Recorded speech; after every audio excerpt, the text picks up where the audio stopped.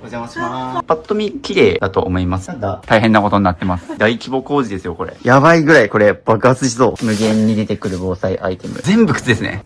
怒られそう。パジャマにします。でも旅行の時、なんかいつも入れるの困ってたので、これは取っといて。今まで存在を忘れてたものを旅行の時に使えるっていう風に新しい選択肢考えましたよね。空いてる量にも限りがあると思うんですよね。実態はここに物詰め込んでるだけですからね。大変だ、これは。かなと申します。53歳です。4人家族で、大学生の子供が2人おります。その片付けなさいっていうことよりも、自分が物を減らしてスッキリした空間で、思考もクリアに生活する姿とその空間を見せたいと体感してもらいたい。やることわかりますでしょうか？全出しですか？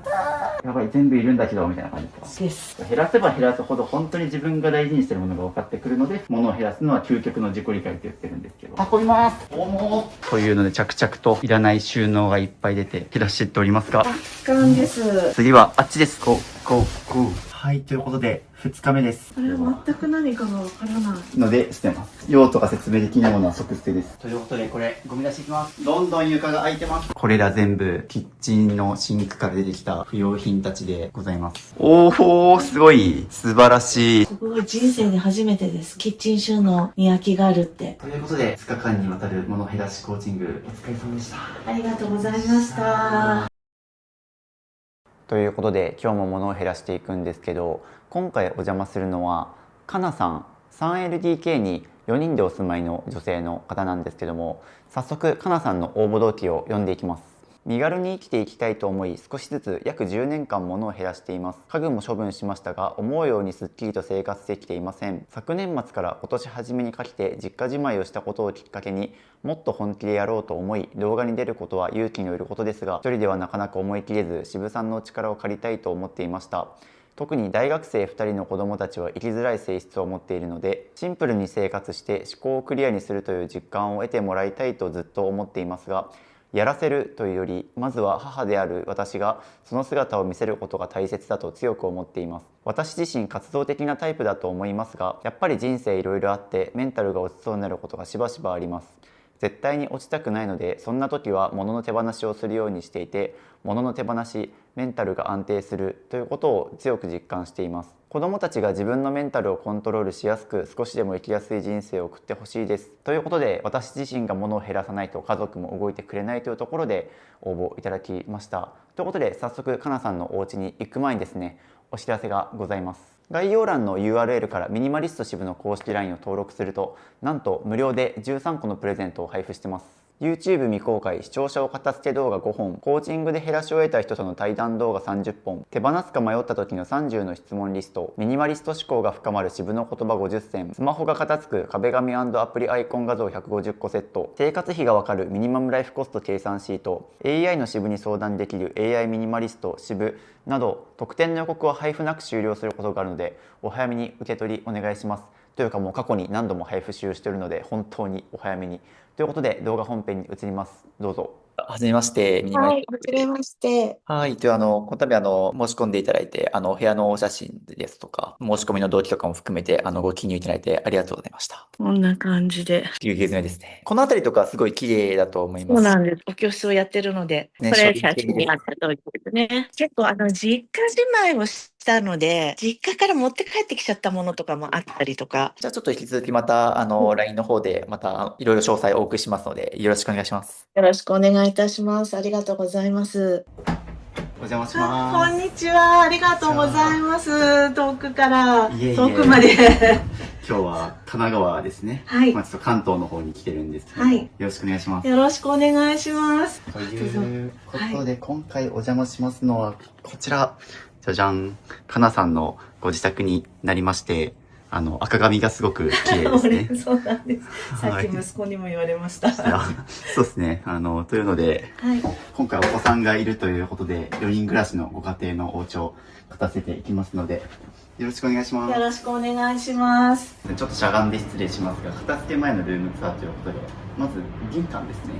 で、玄関早速なんかすごい巨大なものが、これなんだ？これはですね、はいマンション用のはい。陶芸用の調整窯なんです。調整窯、はい。私陶芸ではないんですけれども、はいタイルの絵付けの工事をしておりまして、はい。家にその作品を焼くための窯が占領してます。かまどここにあるんですけども、これはちょっと手放したいと思ってるものですか？これはちょっと仕事上必要なので、はい。はい。あ、じゃあこれ、必需品です。なるほど。もう、はいこれあと出すだけとかじゃなくて、ちゃんと減らして、はい。そうですね、ここに置かなくていいように、はい。片付けを進めていきたいと思います。あと気になってるのが、はい玄関自体はすごいこう綺麗。まあここね好きなもの飾ってるなぐらいな。まあ若干こうちょっと収納の箱があったりするんですけど、問題はこれがあるからここ開かないんじゃないかなっていう。そうなんです。こはいのまま開けようとすするると、と、通常ははいここすごく取りにくいので、で私の靴うんうんだけを置いといて自分が不便なのはいいので、はいこんな感じ。よく履くのはここに置いてっていう感じです。でどうしても下の方を取らなきゃいけない時時はは釜を開開けけててで開く。すごい導線が。はいそうですね、ピタゴラスイッチみたいにこうどんどん順番通りに開けてって落としないとここが開かないので、なんでここ毎日のことじゃないですか。ご家族4人ここ靴開けてっていうので、なんでここはもう頑張って家に入れ込みます。そしてそのために物を減らして空間を作ります。というので靴箱はこんな風になっておりまして、まあそうですね、例えば気になったところで言うと、あそこなんかは収納を使ってもう2段構えでもうギリギリまで収納されてて、ギチギチ感は結構ありますね。で、下は特にそうですね、置いてないので、収まってはいるんですけども、ちょっとギチギチなので、ここも減らしていきたいと思います。あ、こっちにもありますね。あ、上もか。上って大体なんかこう、季節物とか、全部靴ですね。初めて見たかもしれないというので、まあ、家族4人分なので当然靴は多くなるんですけども、大体上の方って防水スプレーとかブラシとかシューケア用品だったり、こうお子さんがいるご家庭とかだとブルーシートがあるとか、外に持っていく用のレジャーアイテムが大体上だったりここにあったりすることが多いんですけど、もう上から下まで全部靴ですね。これはこれでなんかアート作品というかコレクションされてる感じはあるんですけど、ここはやっぱり多いなっていうのがありますよね。家族4人分とはいえ。ちなみに誰の靴が多いとか？夫と私です。上が全部夫です。こちらも夫、息子、娘で、私という感じです。ご家族でみんなでここを減らしていきたいと思います。そしてここが開けられるようにですね。続き廊下になりまして、廊下もそうですね、早速こういう収納棚があったり、傘が置いてあったり、下にカゴが置いてあったりという感じの廊下ですね。まあめちゃくちゃごちゃごちゃしてるって感じは正直ないじゃないんですが、気になるよねっていうのはありますね。まあここから見た瞬間っていうのはパッと見綺麗なんですけど、ここ歩いてるとやっぱちょっとごちゃごちゃ感はやや気になってくるし、廊下も歩けるんですけど窮屈な感じはあるのでちょっと見直したいですね。ちなみにここは誰のどういったものがありますでしょうか？ここはですね、夫の本です。出かける時に必要なポケットティッシュとマスクですね。引っ越しまでに3分の1ぐらいに減らしてまだこのくらいあります。そうですね。例えば、ここに玄関あるから、外に出かける時にはポケットティッシュだったり、マスク置いてあるっていうのは、生活当然的に言うとすごい、バッチシです。傘が置いてあったりとかね。ただ、旦那さんが3分の1まで減らしてくれてるので、かなり頑張ってると思うんですけど、なんかここを無理に減らすってよりも、もしかすると旦那さんのお部屋の中だったりとか、リビングとか他のところを片付けることによって、ここに置かなくていいかなっていうのはありますね。できるだけ廊下に置くものを減らせたらいいですね、理想としては。はい。続きまして、こっちが洗面所になります。洗面所がですね、こういうところに化粧水とかメイク用品、ここちなみにかなさんのものと、メインですね。娘と共通のものもありますね。でもほぼ私です。ですね。なのでここ女性陣2人だけど、ほぼお母さんみたいな。あとは、ここはよくある、洗濯機周辺なんですけども、お風呂の蓋が置いてあったりとか、もろもろですね。ちなみに、タオルとかってどちらに？ここが問題です。カオスです。はい。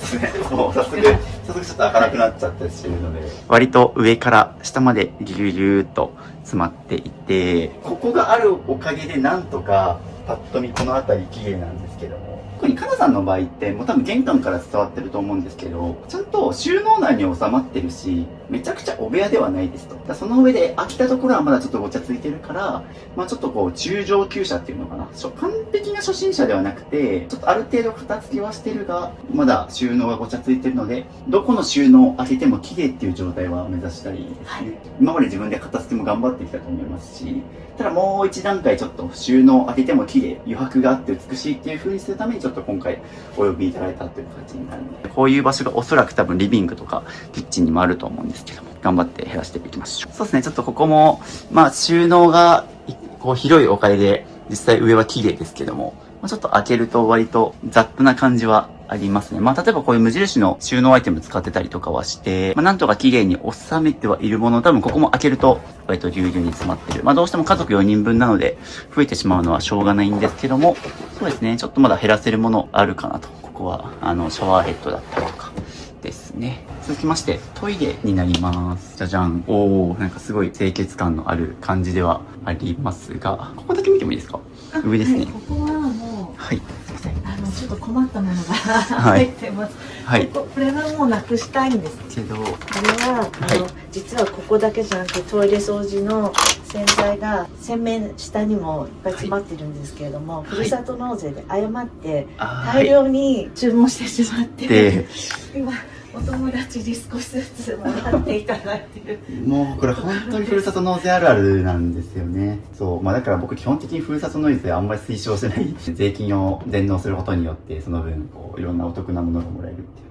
あれってこう節約にはなるんだけど節税にはならないんですよね。実は払ってる税金額は一緒だから。ただね、そういう意味では返礼品とかも物じゃなくて旅行とかそう経験値に使う方がおすすめですね。じゃあ続きましてそのままリビング行きます。じゃじゃんということで、パッと見綺麗だと思いますし、おそらく全然友達を呼んだらめっちゃ綺麗だねって言われると思います。ここに関しては。ただそっち行きましょうか。じゃじゃーんということで、今僕が言葉に詰まったように、ややなんかこう、生活感はあるし、決して綺麗ではない。そして、ここを見るとですね、ここがクローゼットなんですけど、もうクローゼット、備え付けのものに収まらず、ここにタンスもできちゃってる。そしてこっちにも押し入れがあるという感じで、ちょっと開けれたりします。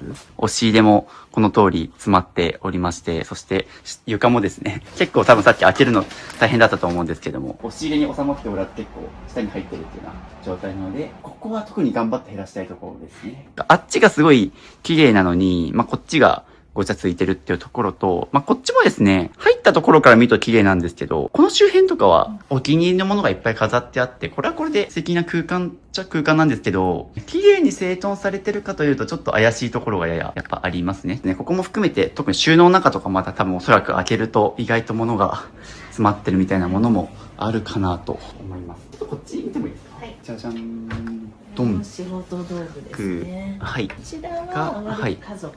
開けるの勇気。勇気います。はい。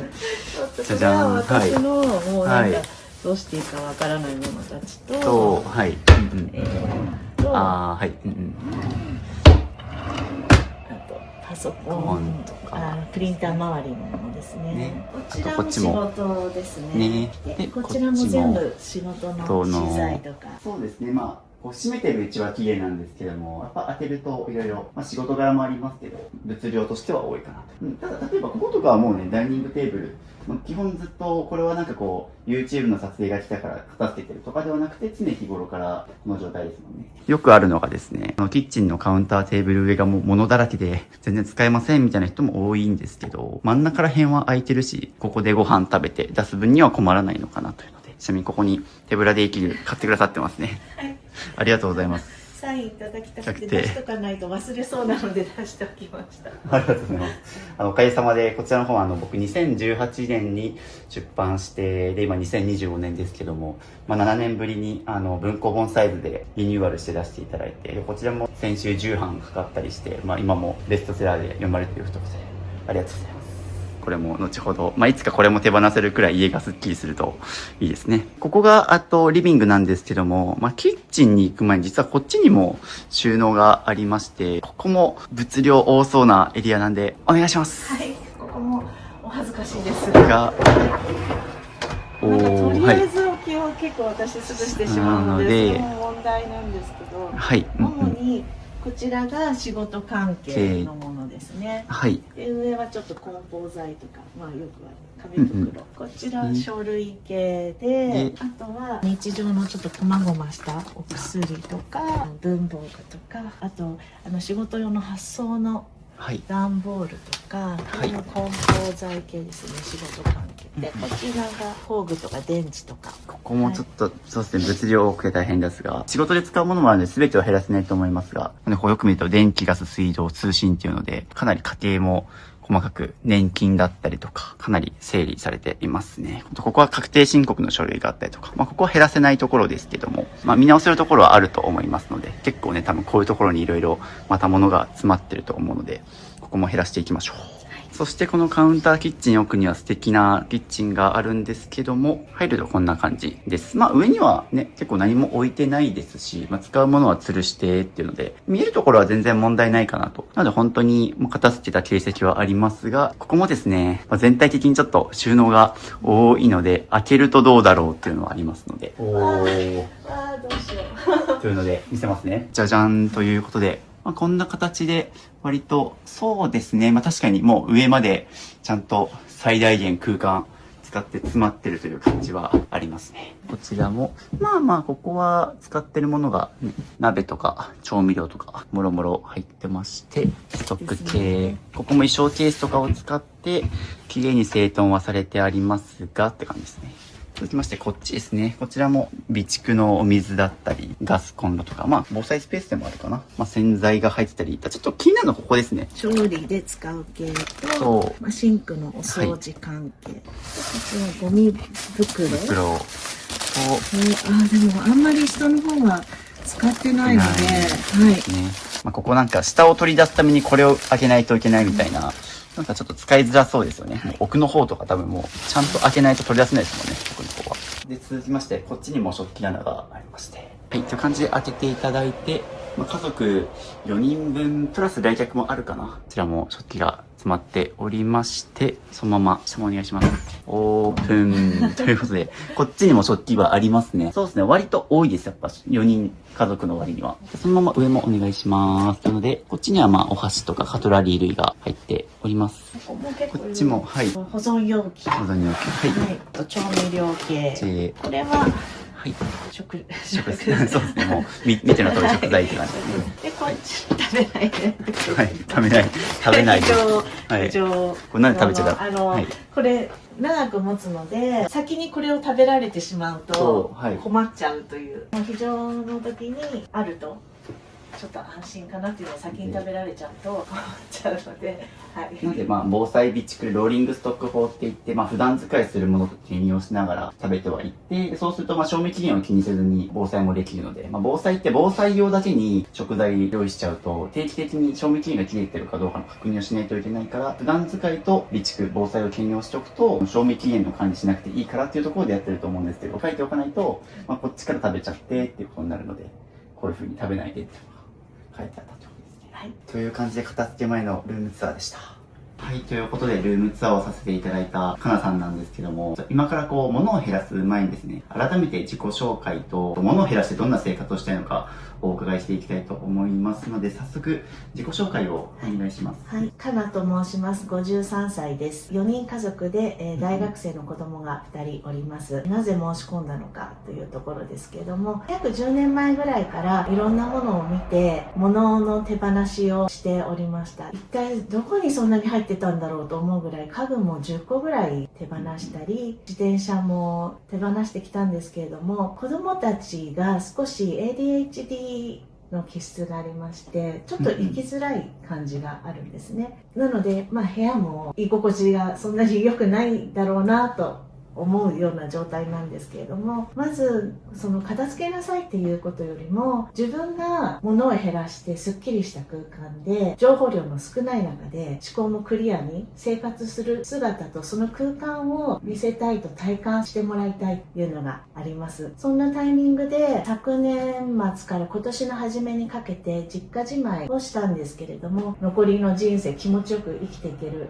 ポイントだなっていうのをすごく実感したので、本気で取り組みたいたいと思っていました。ただ、なかなか自分も執着を全然手放すことができないので、思うようにやってるという割にはできてないっていうのが実感としてあったので、そんなタイミングで渋さんの募集があったので、もう本当に3日間悩んで3日目の夜にえいやって申し込みさせていただきました。そうですね。今までも10年間、片付けはしてきましたと。で、実際僕さっきは中上級者みたいに表現したと思うんですけど、全くの片付け初心者ではなく、もし僕の YouTube 動画見ながら片付けたりとか、進めてきてはいたけど、そもそもうつ病が多かったりとか、お子さんがいらっしゃったりとか含め、あと、こちらはですね、結構80平米ぐらいある広いお家だからこそ、特に収納がいっぱいあるからこそ、いっぱい物を詰め込めちゃうっていうこともあって、なのでもう一息、収納の中身も含めて綺麗にスッキリさせるためにっていうので申し込んでくださったと思います。自分で蓋して背中を見せたいっていうところで、家族4人いるのでどうしても物は多くなってしまうライフスタイルなんですけど、大前提かなさんご自身のものがまだまだ多いなっていう、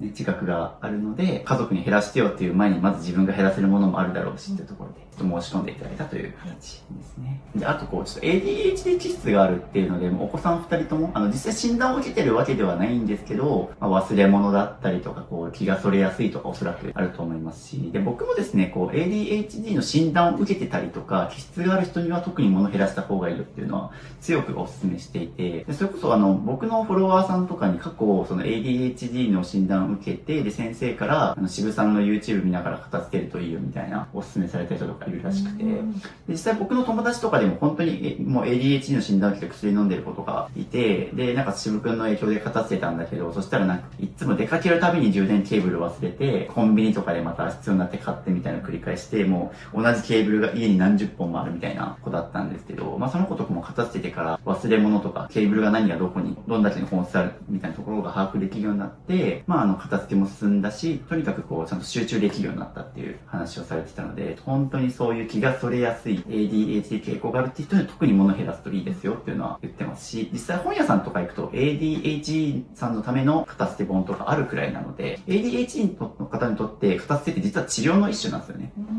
パッと見は特にこのお家の問題点って、人呼んだらリビング周辺とかは綺麗って言われると思いますし、全然別に生活に支障ないというか、僕の YouTube に出てくる方とか結構お部屋の方とかが多かったりするので、そういう人たちに比べると全然生活はね、十分成り立ってるし綺麗なんですけども、故に収納に収まっちゃってるからこそ、後回しにしがちなんですよね。そうです。そう。ある意味一番大変な状況というか、一見お部屋の人ってやばそうに見えるんだけど、明らかにいらないものが多かったりとか、後回しにしてるだけで、意外とちゃんとやればすぐ減らし終わりますって人もいるんですけど、かなさんって今まで10年間ご自身で減らしてきてこの状態と思って言うと、収納に収まりきっちゃって綺麗だからこそ、こっから先っていうのはちょっと非常にハードルが高いというかですね。そうなんです。そう、意外とこういうご家庭の方が問題としては闇深いというか、中上級者の壁というのかな。僕も頑張って減らすのをサポートしたいと思います。よろしくお願いします。続きまして最後に物を減らしてどんな生活をしたいのかお伺いしたいです。はい。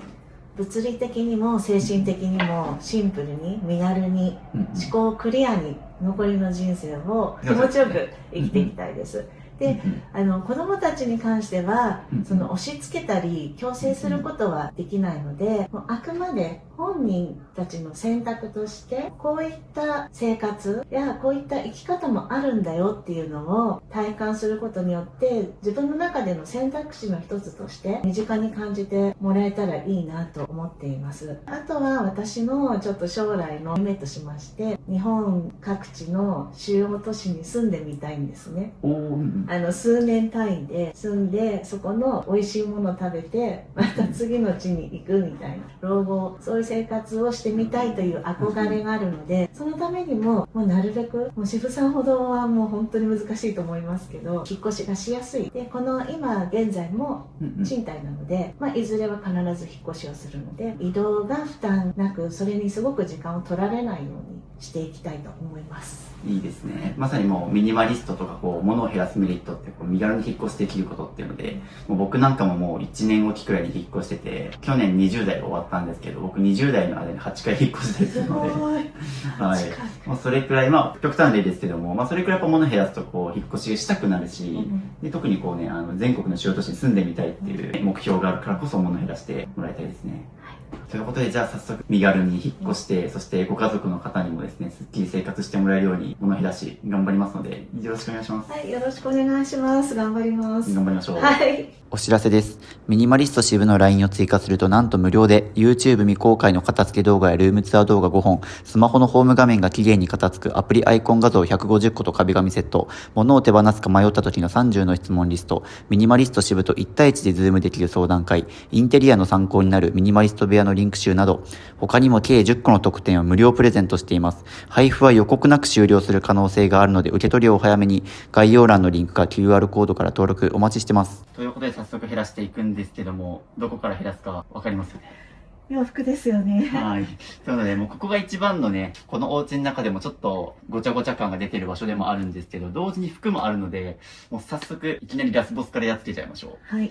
洋服苦手です。洋服苦手。お、はい、いいですね。一番苦手です。洋服が苦手ということで、なおさら伸びしろありということで、もう僕のコーチングでは必ず服から減らすように言ってます。というのも、結構特に女性の方とかはやっぱり服いっぱい持ってる方多いです。特に今季節の変わり目なんですけど、ちょうど夏が終わってもう冬に差し掛かるタイミングで結構、皆さんそのタイミングで服とか買いがちなんですよね。っていうので服みんなあるのに買いがちだし、服って減らした翌朝から服選びが楽になったりとかして、効果も感じやすいので、服から減らすように言ってます。で、特にかなさんの場合、本当に服がですね、こんな感じで、ハンガー2段構えになってるんですけど、これ別に賃貸最初からついてたわけではなく、これ自分で買った家具がシンデレラフィットですね、これ。そして後ろにも高さのある棚があって、これあれですね。よく押し入れの整理とかで使う高さを上げる整理棚なんですけど、よく見ると。下が無印の棚で、物が入りきらず、本当にこれ危ない状態ですけど、ですね。押し入れで使ってたのをまさに積み上げて、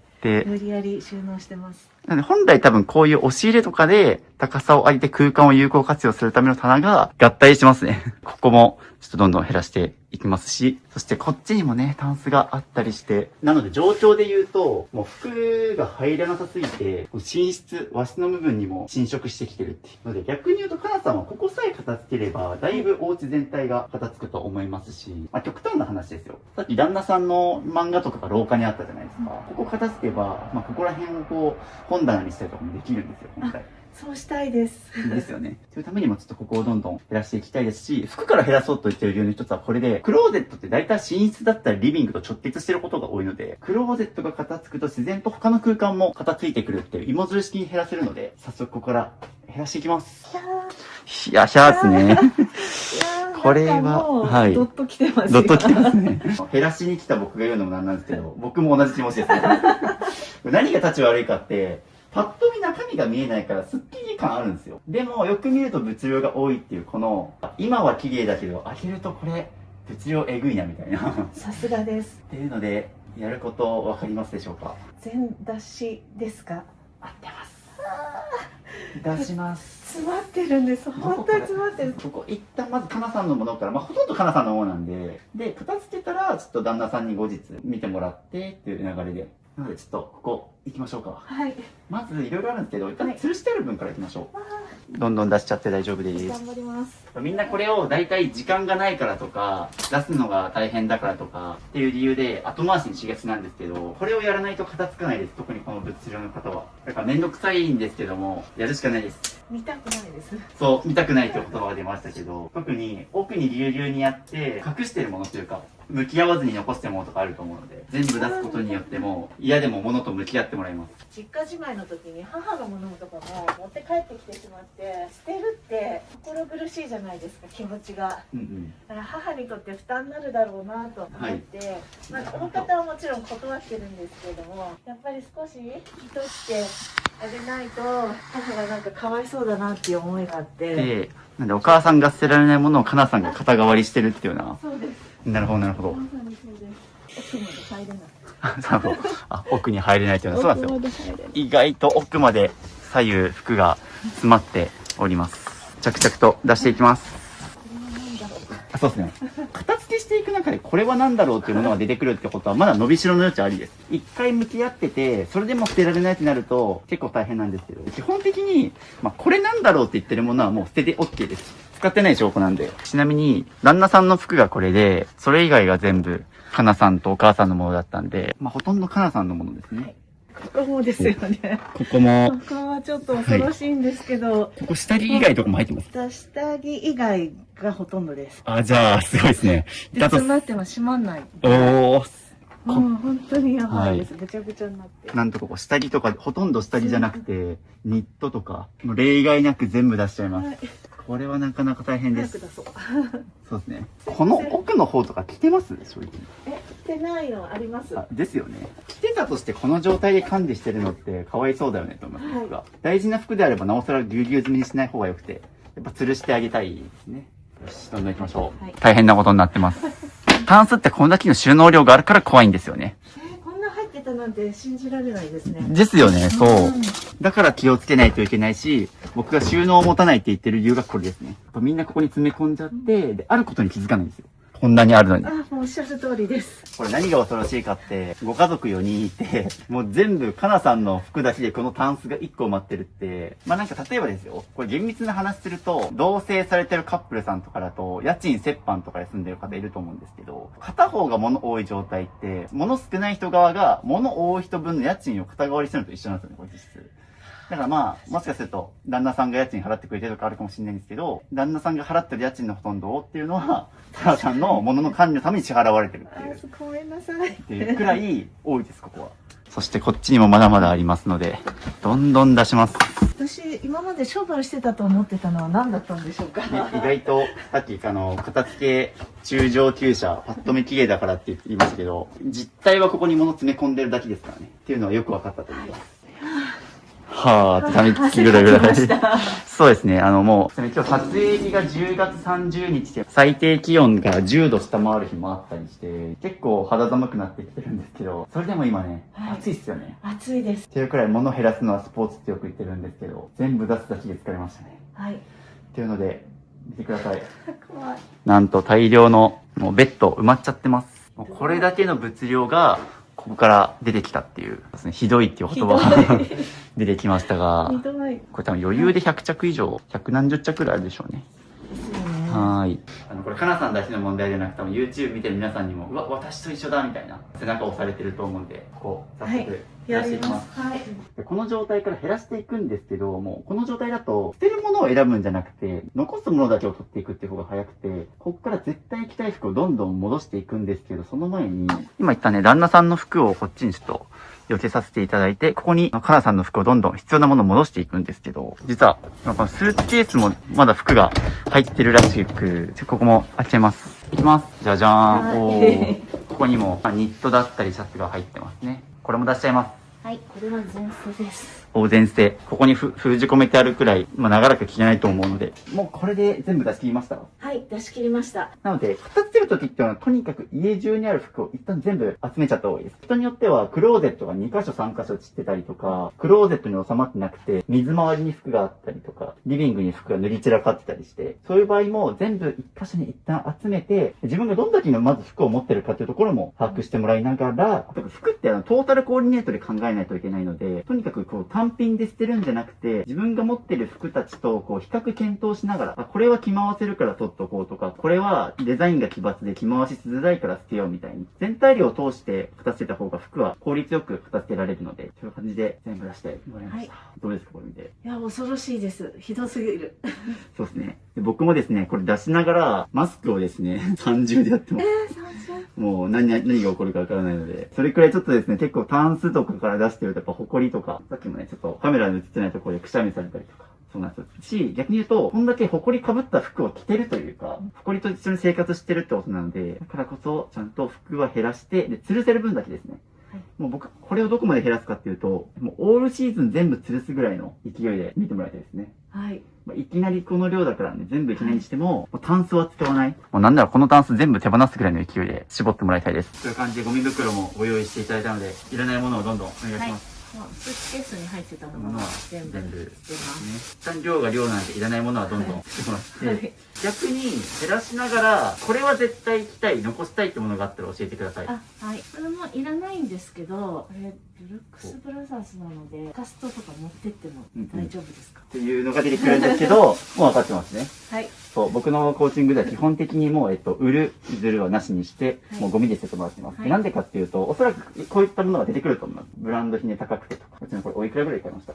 でもアウトレットで買ってるので、で、ちょっと全然値段覚えてないんですけど。こういう風に、まあ値段覚えてないとか、もう売る前提で買ってないものに関してはもうどんどんしちゃった方がいいですね。でもっと言うと、売る譲るを繰り返して減らしてる人って、やっぱりリバウンドします。なんでかっていうと、どうせまた買っても売ればいいやっていうので買っちゃうし、手放す時も売る譲るからっていうのをどんどん後回しにしちゃって、で結果、形のスピードも遅くなって減らないってことが多いので、明らかに例えばハイブランドの腕時計があるとか、そういったものはね、さすがに売ってもらってもいいんですけど、おそらくなんですけど、花さんの経済状況を見てると、もう僕、1万円以下のものをどんどん捨てた方が早いと思います。はい。時給考えると。はい。なんで、どんどんいきます。はい。ちなみに今、どんどん捨ててるんですけど、捨てるってことは何かしら理由があるんですよね。はい。しばらく着てないとか、はいデザインが合わないとか。はい。でざっくり今出したものって、例えば、実は若い頃に買っても長らく着てないとか、なんか、お母さんのものでとか、なんか、はい今、バババってしたものってどういったものがありますか？最初の方に捨てたのが着古してしまったり、うん体型に合ってなかったり、はい見た目で購入して今試着した時はいいかなと思ったけど、あれでもやっぱりあんまり合わないねっていうのが多いです。なるほど。はい。いつ頃に買われた服ですか、これ。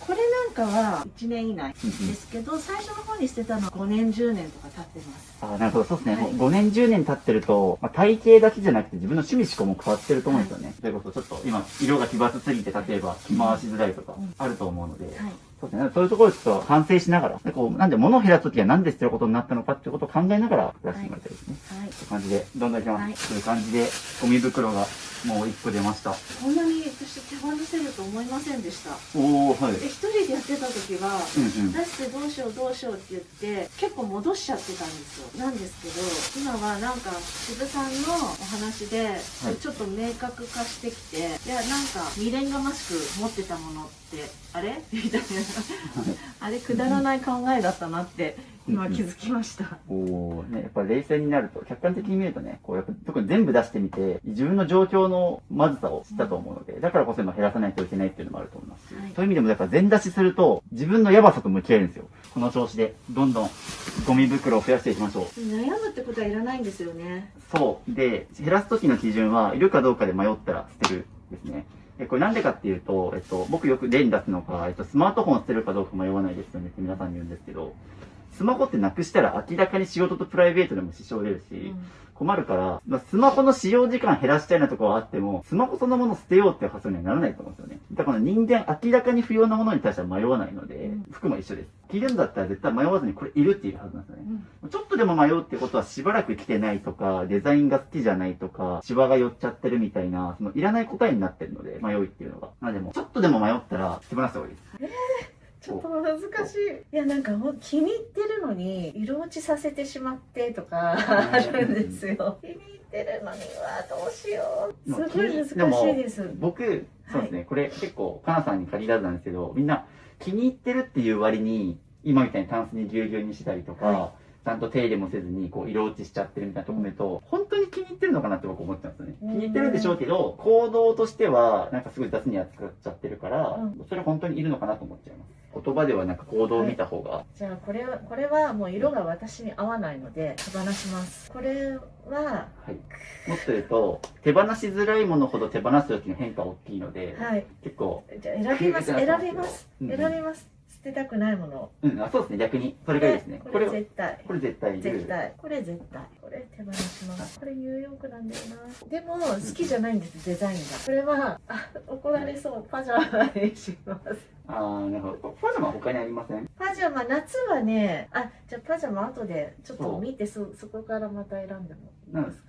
そうですね。なのでこれ残すんだったら、そのパジャマを手放してもらってっていう。はい、了解です。そうします。これは手放したくないけど、もうサイズが合わないので手放します。という感じでいくつかあったんですけど、ライブ関連のものはもうこの3つ。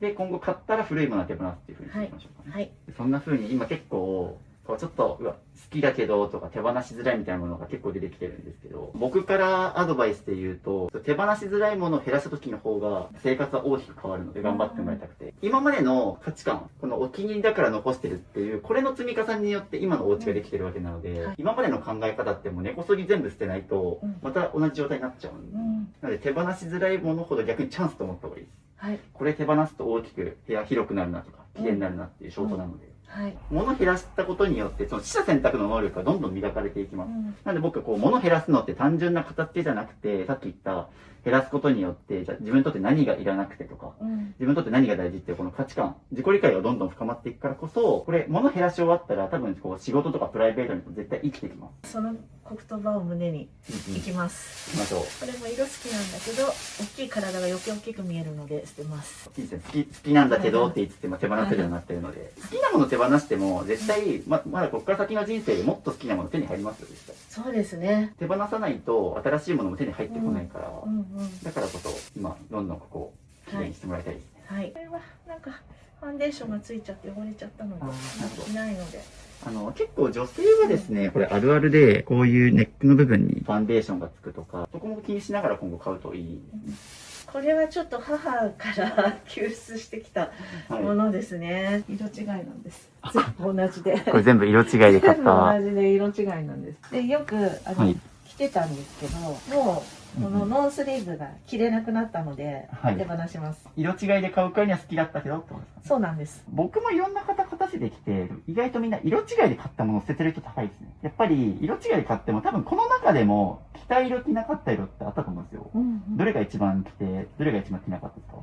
これが一番着てえ、これが一番着なかったかな。あ、ですよね。やっぱり意外とみんな好きだからっていうのを色違いで買っても、結局色の中でも着用頻度の差が出てくるので、今後要注意ですね。色違いで買うときは。これはもう結構着倒した感じでもうみすぼらしくなってるので。ちょっと今デニム系が結構まとめてうん出てきました。そうですね、確かに今も、そうですね、今も着てらっしゃるので、結構デニム系好きなんだなっていうのがわかりますけど、それは大丈夫ですね。はい。これを手放します。はい。じゃあこの2つははい。残すこれはジャケットなので、ジャケットで、とこれはシャツ。シャツですね。はい。で、こっちはワンピース。ワンピースはい。いいですね一応バラバラ。バラバラ、シャツ、ワンピース、ジャケットっていうので、でもデニムが好きっていうのは一つ特徴なので、こういったものは残してあげるといいですね。はい。ちなみに、もう分かってると思うんですけど、今こういるって言って残したものを、これ余裕で引っかからないんで全部。はいここからまた減らしてもらいます。早速なんですけど、こういうカバーなんですけど、僕の使っていてはこれ全部捨ててもらってます。あ、はい。で、もう本当に大事な服であればあるほど、そのまま捨てた方がよくて、はい。結構みんな高い服とかを埃かぶるからとか、で逆にカバーかけてる人多いんですけど、カバーかける方が通気性が悪くなったりとかするので、ちゃんとクローゼットが片付いていれば、ぎゅうぎゅう詰めにせず、通気性高く管理できるので、しかもこれあるとシンプルに美しくないですよね、クローゼット。なんか洗濯の意識から消えそうです。隠れてると。お、そうですよね。うんまさに。こういうコートあったんだ、みたいなことにもなっちゃうし、こういう系全部取っていきます。もう例外なく全部いきます。こうこれはもう着ないですね。これ。うんうん。多分私20歳過ぎぐらいに両親がプレゼントしてくれたんですけど、もう古いスタイルなので肩パッドも入ってますし、あ結構なんかもともとすごい高かったらしいんですね。なので取っておいてありましたけど、もう今後着ることはないので手放します。あったこと忘れてました。いらないと分かってるけど、見た瞬間にちょっとこう思い出のものっていうので、ちょっと、まあ今こう語るくらいにはね、うん思い入れがあったから、そしたらもうこちらも大丈夫。はい、大丈夫です。そういうふうにまさにこういうのに入れてると存在を忘れちゃうんですよね。本当にありますね、カバー。でいっぱいあります。カバーありますね。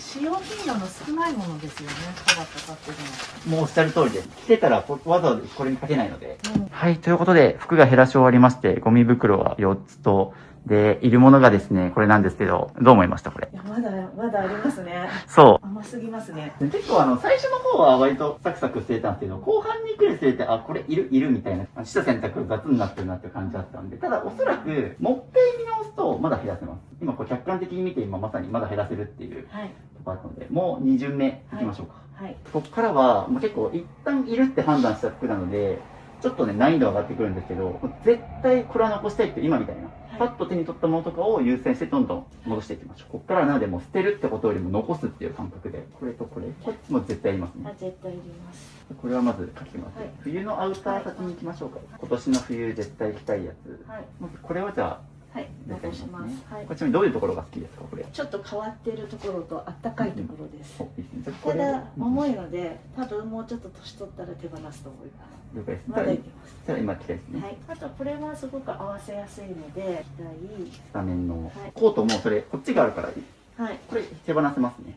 はいという感じでどんどんこうやってまた二巡目していくと、はいおそらくこれがコートは他にあるから捨てれるんですけど、はい。でもこの3つあったら結構もう冬着回せません？そうですね。あとちょっとカジュアルなのも、うんうん普段その辺に買い物にパッと行くときにうんうん。ああ、これ着安いのが欲しいです。一旦僕のアドバイスで言うと、このまさに近所に買いに行くと起用みたいなものを減らしていくのは僕お勧めしてます。あこれ最近で言うとワンマイルウェアとか言ったりするんですけど、はいまあ、別に近所に行く時も特別好きなやつ着てたらよくないですかって僕思っちゃうんですよね。そう例えば近所用とか何々用がやっぱ増えるほどどんどん溜まっていくんで、まあなんか要はこれって近所にちょっと出かけるくらいだからっていうので、まあ感覚で言うと二軍だと思うんですよね。はい。なんか自分がとっておきの状態の時に着るかっていうと多分着ないと思うんですよね。でも別に普段のね、スーパーコンビニ行くのもなんか普段のお気に入りで着てったらいいんじゃないかなって僕は思っちゃうんですよね。なんかみんななぜかお気に入りの服ほど普段着たくないみたいな、お気に入りの服ほどどんどん着ていかないと、温存しがちです。そうまさにその温存っていう価値観があると思うんですけど、むしろもう今までこうたくさんしてきたと思うんですけど、はいもっと着とけばよかったなとか、はいもうさっきも言った通りやっぱ服って年齢とともに趣味思考が変わってきたり体型も変わってきてっていうことだったから、今まで着てた服たちってやっぱもっと着てあげとけばよかったみたいな、そういう意味でも僕はあんまりそういうワンマイルウェア的なご近所用どこどこ行くよみたいなあんまり使い分けるのは僕はあんまお勧めはしないです。ちょっとこれもはい一旦検討しておきましょうか。これじゃあ保留で。保留で。そういう意味ではじゃあこれはいいです。おいいですね。多分はい。今の発想で減らせるものが結構あると思います。これはいいです。でこれは捨てます、はいこれがだからこう全出しで一気にやるといいよって言ってる理由ですね。これ多分単品で見てるとそれぞれこれ可愛いこれ使いやすいっていうのを残したと思うんですけど、こうやって全部出して比較するとこれやっぱ被ってるからいらないやっていう判断ができたと思うので、はい。みんなもなんでどんどん全出ししましょう。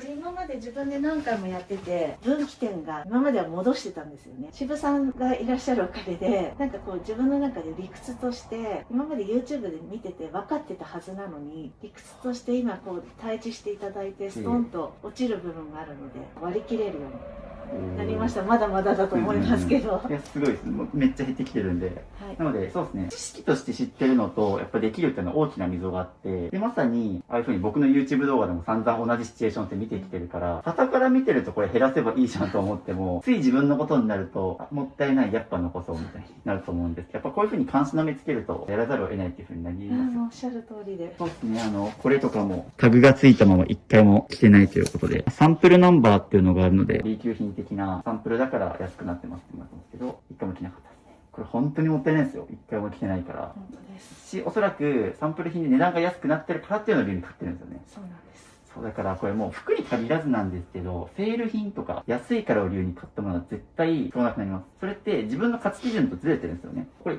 特に定価だったら買ってました？買ってないです。それが答えなんですよ。本当に自分が好きなものとか欲しいものは定価でも買うべきだし、安くなってるからっていうのはそれ自体が欲しいのではなくて、安いから買ってるってことなので気になります。という感じで今いるものだけ吊るしていってもらってますが、今どんぐらい埋まってますか？はい。半分いってないぐらいですかね。ね、やばい、どうしよう。まだまだありますか？はい、まだまだありますね。大変です。ブルーのハンガーはいらないです。で、余ったハンガーもどんどん持っていきます。絶対残したいけど、多い。おー、いいですね。なんか残すっつってどんどんこれ取ってますけど、はい、まあちょっと一旦現実を見てもらうために吊るしてもらおうかな。という感じで必要なものを書きていってもらってますが、そうですね。もうこのタンスを使わずにいるものは全部残すっていうのを目標に。そうですね。まあこのペースでもうちょっとかな。もう少しですね。あとなので、ここからスタメンをどんどん、なのでいるやつだけをどんどんかけていってもらってますが、もうこっちぎゅうぎゅうですね。まあまだちょっと上が若干余ってますが、まだあります？まだ、いや、一応こう、取り乗ってるのは残そうと思ったものなんですけど。けど、まずいですね。まずいですよね。ここ見ると、もうスペースないな、みたいな感じだし、まあ一旦もう少し見て、一旦かけ切りましょうか。はい。ちゃんともっと厳しく見た方がいいですね、でも。はい。そしてもう、ハンガーが足りなくなって。足りなくなりました。もうどうしよう。どうしたらいいの？やばい、全部いるんだけど、みたいな感じですか？です。ちょっともう一回厳選します。はい。これはどっちかでいい。というふうにこう吊るしたことによってざっくり今自分がどんな服残してるか頭に入ってきてると思うので、それらを思い出しながら、はい、同じようなものあるしとか、これ着回しづらいからっていうのでもう一回厳しく見ましょう。はい。これやっぱり処分します。それさっき残すって言った服ももうこれも手放しちゃいます。以上でございます。以上で。ここもいります？ここはいります。まあ一旦じゃあこれ吊るしましょうか。はい。かなさんはしっかりやっぱ服が多い人はこういうふうにもうダブルチェックというかもう二重三重して何回も繰り返し見た方がいいですね。一回目だと大体基準が甘かったりするんで。ということで、これもいる服なんですけど、もうハンガーある分全部吊るしたんですけど、まだまだありますね。でここからちょっと減らすためのこととして、一旦全部数えます。カウントしましょう。はい。1、2、3。 77、78、78。いいですね。理想を言うとここくらい止まってると一旦いいかなって感じで、ただまだあるんですよね。これ以上詰めると結構あそこぎゅうぎゅう詰めになるなっていうのがわかりますよね。はい。いろんな方々出てますけど、女性の方で本当にストイックに減らしてる人がまず20着ぐらいです。で、そこからまあ結構減らしてるねって人になるともう40着とかで回して、結構クローゼットも開けても綺麗みたいな感じ。で、僕の中で一旦、まあある程度少なく暮らしたいとか、ミニマリスト入門くらいを目指したいって人にお勧めしてる数が僕60着以下です。これが60になると多分少し余裕が出てきます。ぎゅうぎゅう詰めの方になると、これこう、って取んないといけない。はい、これがなくなるのがちょうど60くらいなんです。入るし全部吊るせてるからいいんだけど、まあ、ちょっと正直まだぎゅうぎゅう感あるっていうのがちょうど80以下くらいなんです。はい、で、100以上になってくるとまあ多いなっていう感じです。もう本当僕いろんなご家庭見てきたので、大体この数字合ってると思うんですけど、はい、っていくと、今かけてるぐらいでようやくギリギリ収まって、まあ、タンスもいらなくなります。で、こっから先は残せば残すほどもうぎゅうぎゅう詰めになって本当に管理もできなくなってくるかなっていうラインですね。はい、この話を聞いた上で、かつそこ見て、はい、もう一回ここ見ましょうか。はい。ちょっともう一回こっちから。あ、ぜひぜひ。そうですね。なので、ここ見比べながら、はい、多分もうここで78、まあ今80着あるんで、現時点で。少なからず、ここにある服ってなくてもぶっちゃけ、オールシーズン着回せる量のはずなんですよね。その上でもう一回見て、じゃあこれ。これちなみになんでいいやと思いました？思い出しました。これはすっごい好きでよく履いてたんですけど、もうゴムがダメになってきたんです。忘れてました。これ結構こう長く着て好きだったからちょっと残したみたいな。はい。今の自分にはもう合ってないってことで。機能的にダメになってるので。そういうふうに全部潰したことによってやっぱり改めてもう一回見て減らせるものがある。はい。こっからが戦いですね。本当の。これはなかなか。そう、だからさっき。ハードですね。だからさっき僕にこう見せた時に、これも減らすのみたいな、結構厳しめに多分思われたと思うんですけど、これが理由ですね。あのペース感でいくと絶対収まりきらないと思って、さっき結構厳しめに言ってたって感じです。いや、わかりやすいです、吊るすと。あ、ですよね、でも。はい。これが。もう着古してるので。改めてこっちも見てみましょうか。あ、はい。まあ、あとこっちもですね。そうですよね。で、さっきあっちに吊るしてある服が大体何があるかに把握できてると思うので。はい。着てるけど、こっから先は着てるで残すと減らないです。よくあるのが1年以内に着てない服は減らしましょうみたいな基準あると思うんですけど、こっから先はもう少数精のスタメン1軍だけ残すっていう感覚にしていかないといけないですね。一軍ですね。一軍ですね。はい、わかりました。一軍に絞る時の考え方としては、例えば旅行の時に持っていくかとか、まあなんかそれこそもう災害があった時に持ち逃げするかとか、とっさの時も含めてこの服着たいと思える服を残すといいですね。はい。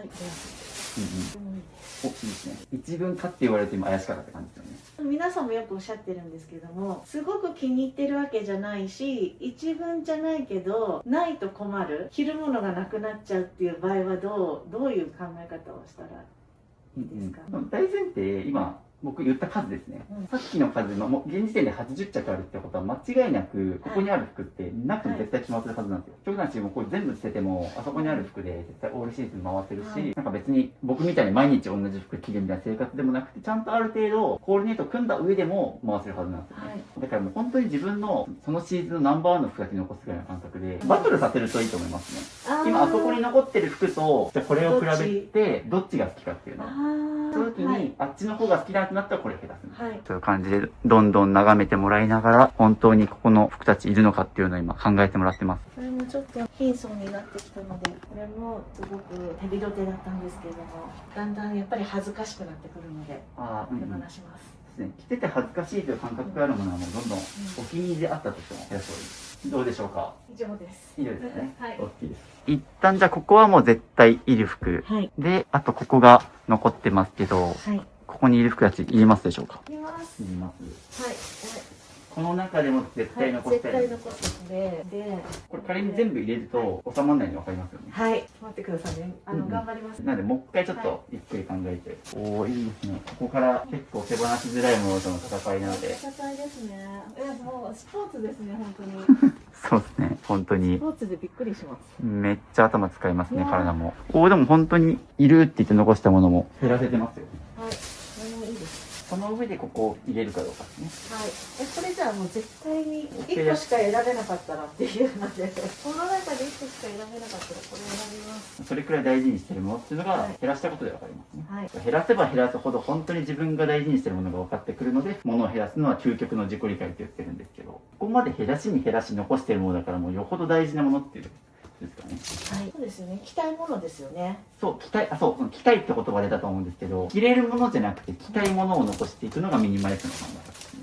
着れるもの取っとくともう永遠に全部残せちゃうんで、いつか着れるから、このシチュエーションで着れるから、前にも着たから、もう残す理由いっぱい無限に出てくるじゃないですか。着たいっていう考え方って今自分が着たいものなんで、心の底からその感覚めっちゃ大事にした方がいいです。ね、着たいものです。そう、うん。着れるじゃなくて着たい、うんこの言葉の言い換えやってください、ぜひ皆さんも。僕一応おすすめしてるのは今後、服が好きな人とかでもとにかく一旦自分の所有量を決めちゃうとね、僕で言ったらオールシーズン全10着までとか人それぞれでいいんですけど、僕のおすすめは一旦減らしたいと60、今のかなさんの状態で一旦80以下かなみたいな感じで80着まで持つけどそれ以上は買ったら手放すみたいな、はい。っていう風に自分の中でこう減らしながらこうルール決めた方がいいですね。ここを曖昧にしちゃうと数決めないとどんどんまた買って溢れていくんで、今回はちょっと自分は今後80着で生きていこうとか、はい。いう風にルール決めていくとはい。物が溢れなくなる。わかりやすいです。数値化していただくと。今のかなさんみたいな感じだと一旦80以下だと、ある程度こうコーディネートも楽しめるし、無理に我慢しすぎず減らせるライン、80だとギリギリあそこにもかかると思います。という感じでいきましょう。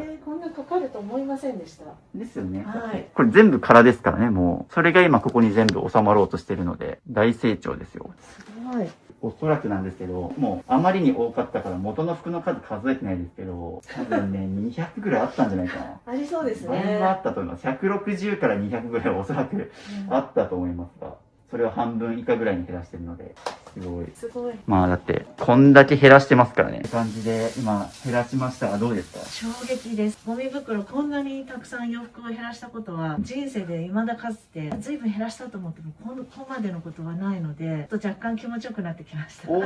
気持ちよくなってきたっていうのは減らしてきた証拠だし、はい、こんだけ、ね、この短時間で、多分今ね、3時間ありました。3時間の片付けで、タンス1個なくせるくらい減らせて、ちょっとなんかワクワクしてきますよね。はい。変化感じるので、多分おそらくなんですけど、かなさんって今まで片付けはしてきてると思うんですけど、さっき言ったちょこちょこ片付けてるみたいな期間がずっと長かったと思うんですよ。で、こんな短時間で一気に減らしたことってなかなかなかったと思うので、だからその伸びしろあるし、もうこんだけ出てますし、すごい。やればやるほどどんどん楽しくなってきますよ。はい。ちょっとまだこれ減らしきれてないものが一旦保留という形であるんですけど、一旦ここに全部吊るせました。ちょっと一旦改めて数えましょうか、最後。はい。1、2、3、4、5、76、77。そうですね。一旦ここで77くらいなので、この量ぐらいをキープできるようになると一旦ここに収まるし、はい、そうですね、さっき言った60とか、70とか減らしていくともうちょっとスカスカになるかなっていう感じはありますが、でもそうですね、80以下くらいになると、ほんとここに全部収まったという感じで大量の不要品が出てますが、続きまして、タンスをどきちゃいます。はい。はい。ちょっとこれ大変ですが、どうするんですか？ここ、はい。取っ払いましょうか。はい。今日移動させるためにこれ全部出します。大移動が始まりました。ちょっとこれを頑張っていきます。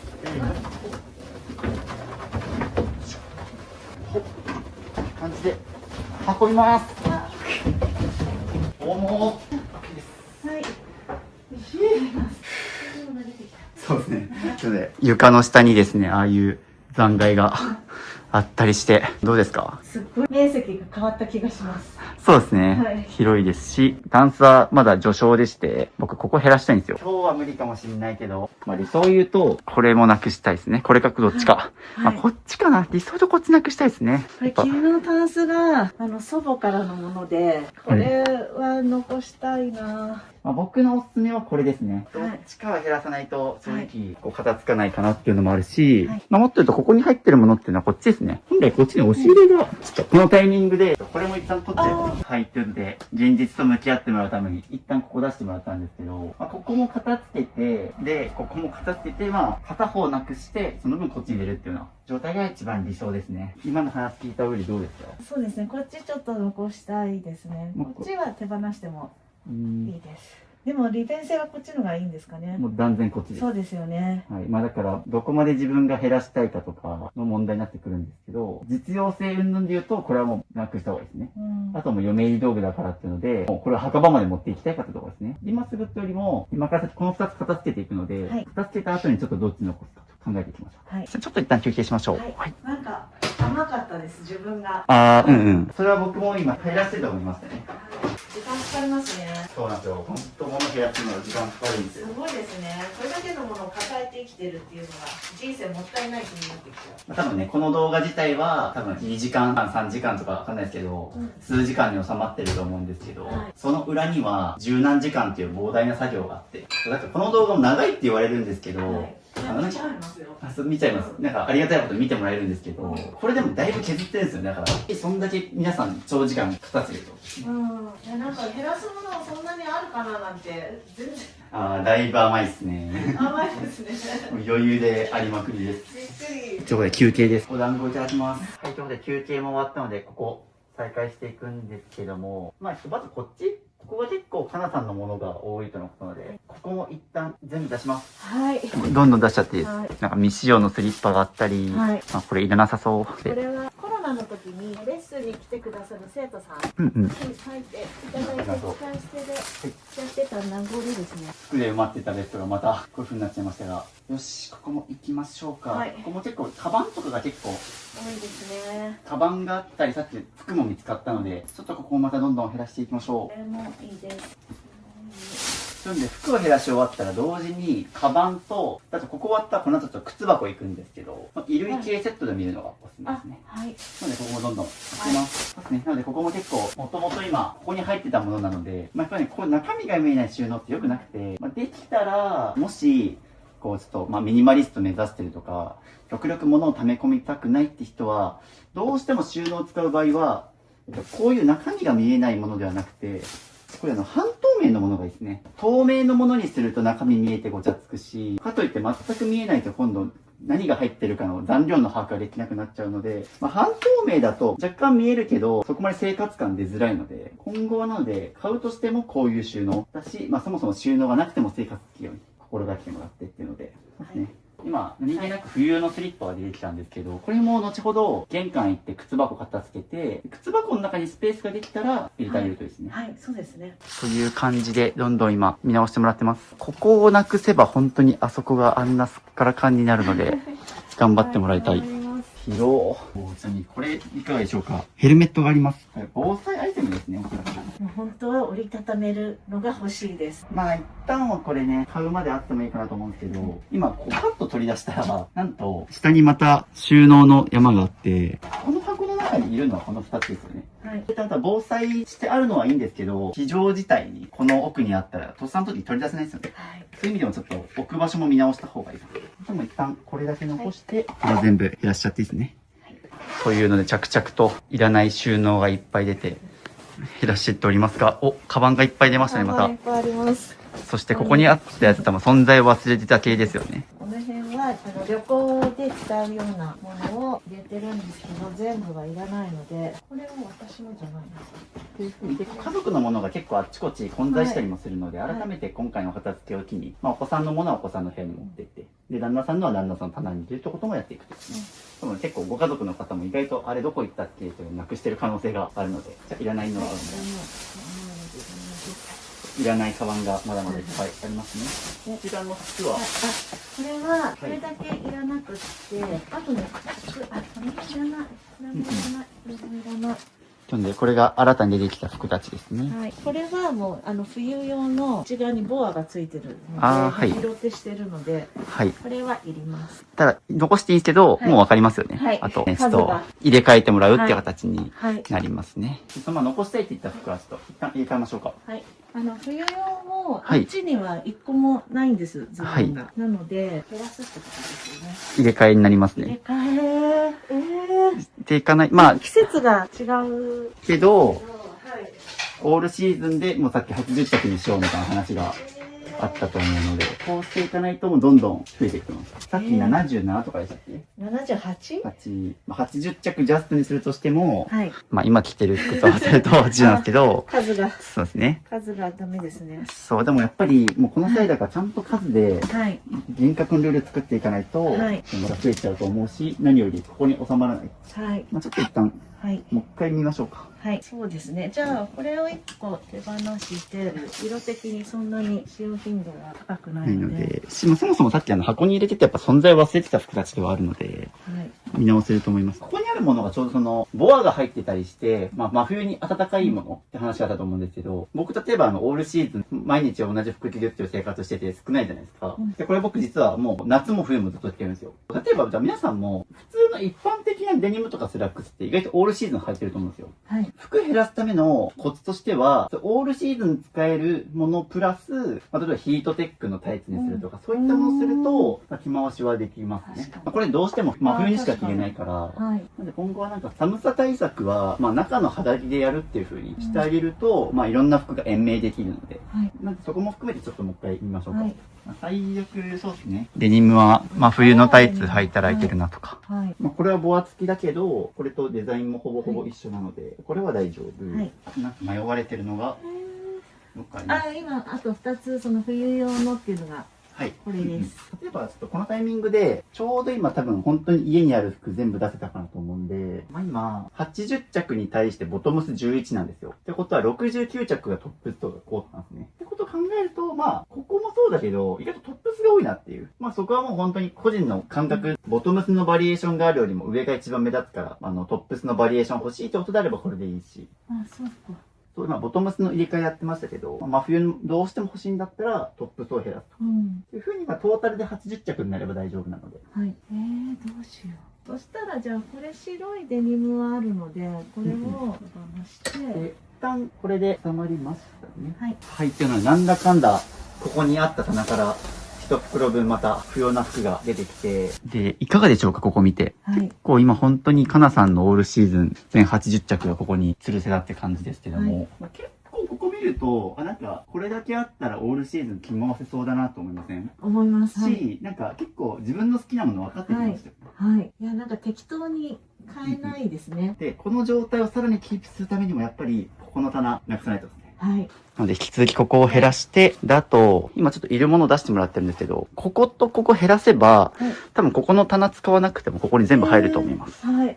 もう、そうします。はい、頑張ります。そっちの方が絶対ね、ここはい見てて気持ちいいいや、クローゼットすごい。出入りももうスムーズですよね。そうなんですよ。激しくスムーズです。激しくスムーズって言葉が出ましたね、本当に。じゃあそのためにもちょっともう一踏ん張りここ、はい行きましょうか。もうトート系がいつもあって、これ結構もう使い込んで、へたってきちゃったので、手放します。いいですね。着実に減ってます。服減らしたのでここもいらないですね。はい。今服は結構減らし終わったのでこういうベルトとか見てもらってるんですけど、ちなみに最近ベルトってされてますか？してます。着る服によって。なんか最近しないのが流行ってるとかって。それを今突っ込もうと思ってました。はい。結構今ユニクロとか行ってもらうと、もうなんかこうベルトレスというか、結構最近の服ってもうベルトなしでも着れるような、例えば僕もこれ今スラックスなんですけど、紐ついてるんですよ、最初から。結構最近こういうパンツ増えてきてるから、ファッション的にベルトを見せたい、例えば、タックインして、こういう風にもちゃんとベルト見せてファッションしたいとかあれば全然いいんですけど、僕みたいに例えば、こういう風に着てる場合ってベルトって見えないから、結構自分の体型に合ったものを選べばそもそもベルトいらなかったりしますね。はい。ここもちょっとそういう目線で見ていきましょう。はい。だから多分そんなに本数いらないですよ。そうなると。ファッション的に見せたいほどのベルトって考えると多分減らせると思います。はい。いるベルトだけ先に。いる以上です。いるベルトはこれで。はい。半分ぐらい減りましたね。はい。でですね。これですね。これが、ここの棚から出てきたんですけど、これ僕の感覚で言うとここにあるのが変だなと思いました。これさっき靴箱見せてもらって、本当にここ靴しかないですね、みたいな話したじゃないですか。はい、僕だったら靴減らして、傘はあっち置きますね。出かける時に傘って、雨が降ってたら持っていこうとかなると思うし、帰ってきた時も、多分帰ってきたらここに持ってきてるそうですよね。カバンがそこに置いてあるので、うん私用意の時にもううんそこで入れちゃうんですね。また帰ってきて出してそこにっていうので、なんかカバンの近くに置いてました。なんでそれを玄関でやった方が分かりやすいと思いますね。はい。とただちょっと傘自体は多いので見直しましょはい。これはいう。いいという感じで傘も見てもらってます。はい、以上です。こちらにも全部、かなさんの分。はい、そうです。残した傘が3本ですけども、はいどういった傘ですかね。日傘、雨。雨。まあ、はい強いて言うならまあ、僕だったらこうするけどとかはあるけど、はいなんか使い分けあります。普段はこっちの方が使いやすくて、はいこれ結構畳むのがめんどくさいんですね。はい。旅行の時は容量が小さい方がいいので、あと荷物が多い時はこっちを持っていきます。まあ、トラベル用って感じか。はい今後のコツで言うと、まあ、両方とも兼用できるものがいいですね。とはすると、まあ、細かいとこなんですけど、別に2本あっても3本あってもそんな変わらないじゃんって、もしかすると多くの人思ってるかもしれないですけど、こういうところの積み重ねでどんどん日用品増えていくので、はい。まあ、それ的に言うと、ここをちゃんと1本、ああ、そうですね。旅行も普段使いもいけるみたいなものにしてあげた方がはいいいかなって感じ。はい。これどっちかにしよう。あ、ですね。聞いて思いました。うん。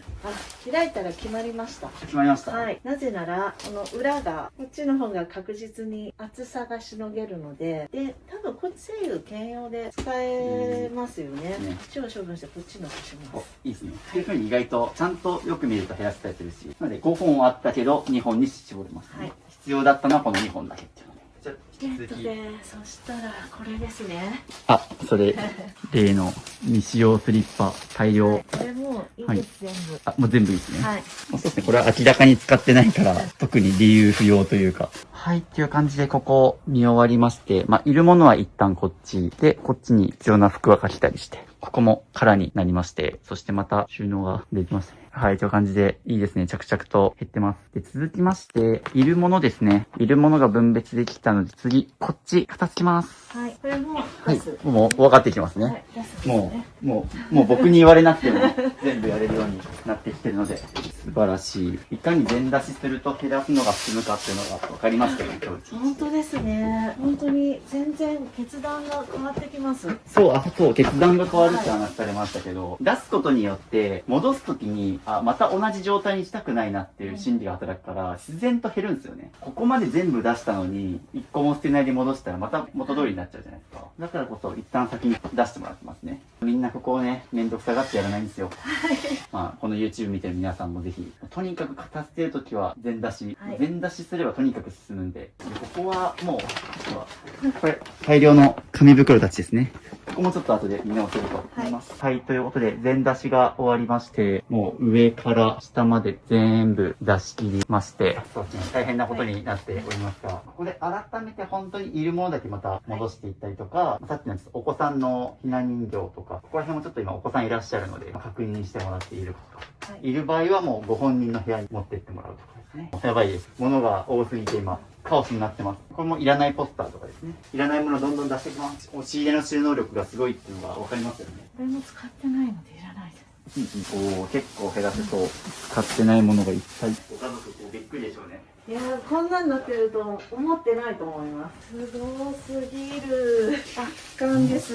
はい、もう、あとちょっと。今引っ越し中ですか？もう引っ越せますよ、でも本当この勢いで減らしてもらえれば。はい、ということで全部見直し終わりまして、残ってるのがあとこのおひな様系、もうひな様の台とかもろもろあるんですよ。これちょっとお子さんに見てもらって、残す場合はもう自分の部屋とか、ここにちょっと一部入れ込んだりとかしつつ、ただ今現状そうですね、僕たちの目で見て必要なものだけ残した結果これだけだったっていう。多分もうこれ、ちょうど半分か半分以上減ってますね。その分ここが今大変になってますが、あとちょっとここのまだ書類系が見切れてないんですけど、ここだけ見たら他は全部処分ですね。すごいいっぱい減らして、いっぱい空きました。ちょっと一旦ここら辺、もう一回整理します。はい。すごい光景ですね。これもちょっと、ゴミ出しが大変ですが、頑張りましょう。はい。すごすぎる。すごい。ちなみにこれ僕、昼の1時から来たので5時間ですね。今5時間一緒に片付けさせていただいて、これだけの不要品と、あとこっち、さっき減らした服たちもいっぱい不要品出てるので。5時間ですかね、これ。そうですね。5時間でここまで不要品が出てます。信じられない。今まで何をやってたんだろうって思います。ね、多分もう十数年ずっと減らし終わらなかったものがたった5時間でここまで出し終わってるので。だから片付けって本当に短期集中でやればすぐ効果出るんですよね。ということでちょっと今度一旦ここ整理しましょうかね。はい。もろもろちょっとって感じでゴミ出しします。すごい量だ。わあ、これ途方に暮れますけど。はい。もう端からですかね。そうですね、もうどんどん手前から、はい、でもこういう収納とかすごいね、もったいないんですけど、そういう感じでちょっと分別したりして、この作業も大変ですからね。大変だ、これは。よいしょっていうので今、ゴミの整理してるんですけど、積み上がってきますよ。この5時間で減らした量ですからね、これ。これだけの量が出ましたので、今日1日目終わりとしたいところなんですけども、まだまだこっちですね。じゃじゃん。はい、次、紙の本編ですね。ちょっと今日はここまで終わらしていきたいですね。基本的に服を減らした次っていうのを紙の本をお勧めしてて、結構紙の本もですね、意外とみんなクローゼットの空いたスペースに紙の本収納してる人とかもいたりしますし、かなさんも結構クローゼットに本があったりしたし、もっと言うと、紙の本って、最悪手放しても、また読みたくなったら買い直しができます。で、古本とかだったら数百円で買い戻せますし、何よりもやっぱ本ってなんだかんだで場所取るんですよね。なので、ここも服と一緒でまず、もう1年以内に読み返してない本は減らしたりとか、読んでる途中で止まってしまった本とか、どうですか？ここ見た瞬間ちょっと結構減らせそうだなとか、減らすの苦手だなとか。なんかアルバム系は難しいですけど、本はもなるべく行きたいなと思ってます。大きいです。という感じで大量の本がありますので、ここもどんどん行きましょう。はい、これはいらないのを。いらないのはどんどん。はい。ください。ちなみにこの辺りはどういった理由で？この辺は積んどくです。これも含めて。はい、でももう読むならすぐに読んでるはずなので、また読みたくなったらブックオフとかで。はい、まさに今おっしゃった面白かったら読んでるはずっていうのはまさにそうなんですよね。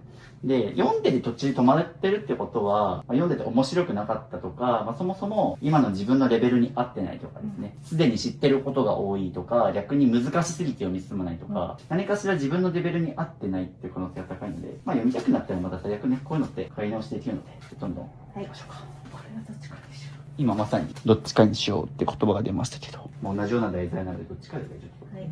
いらないですね。はい。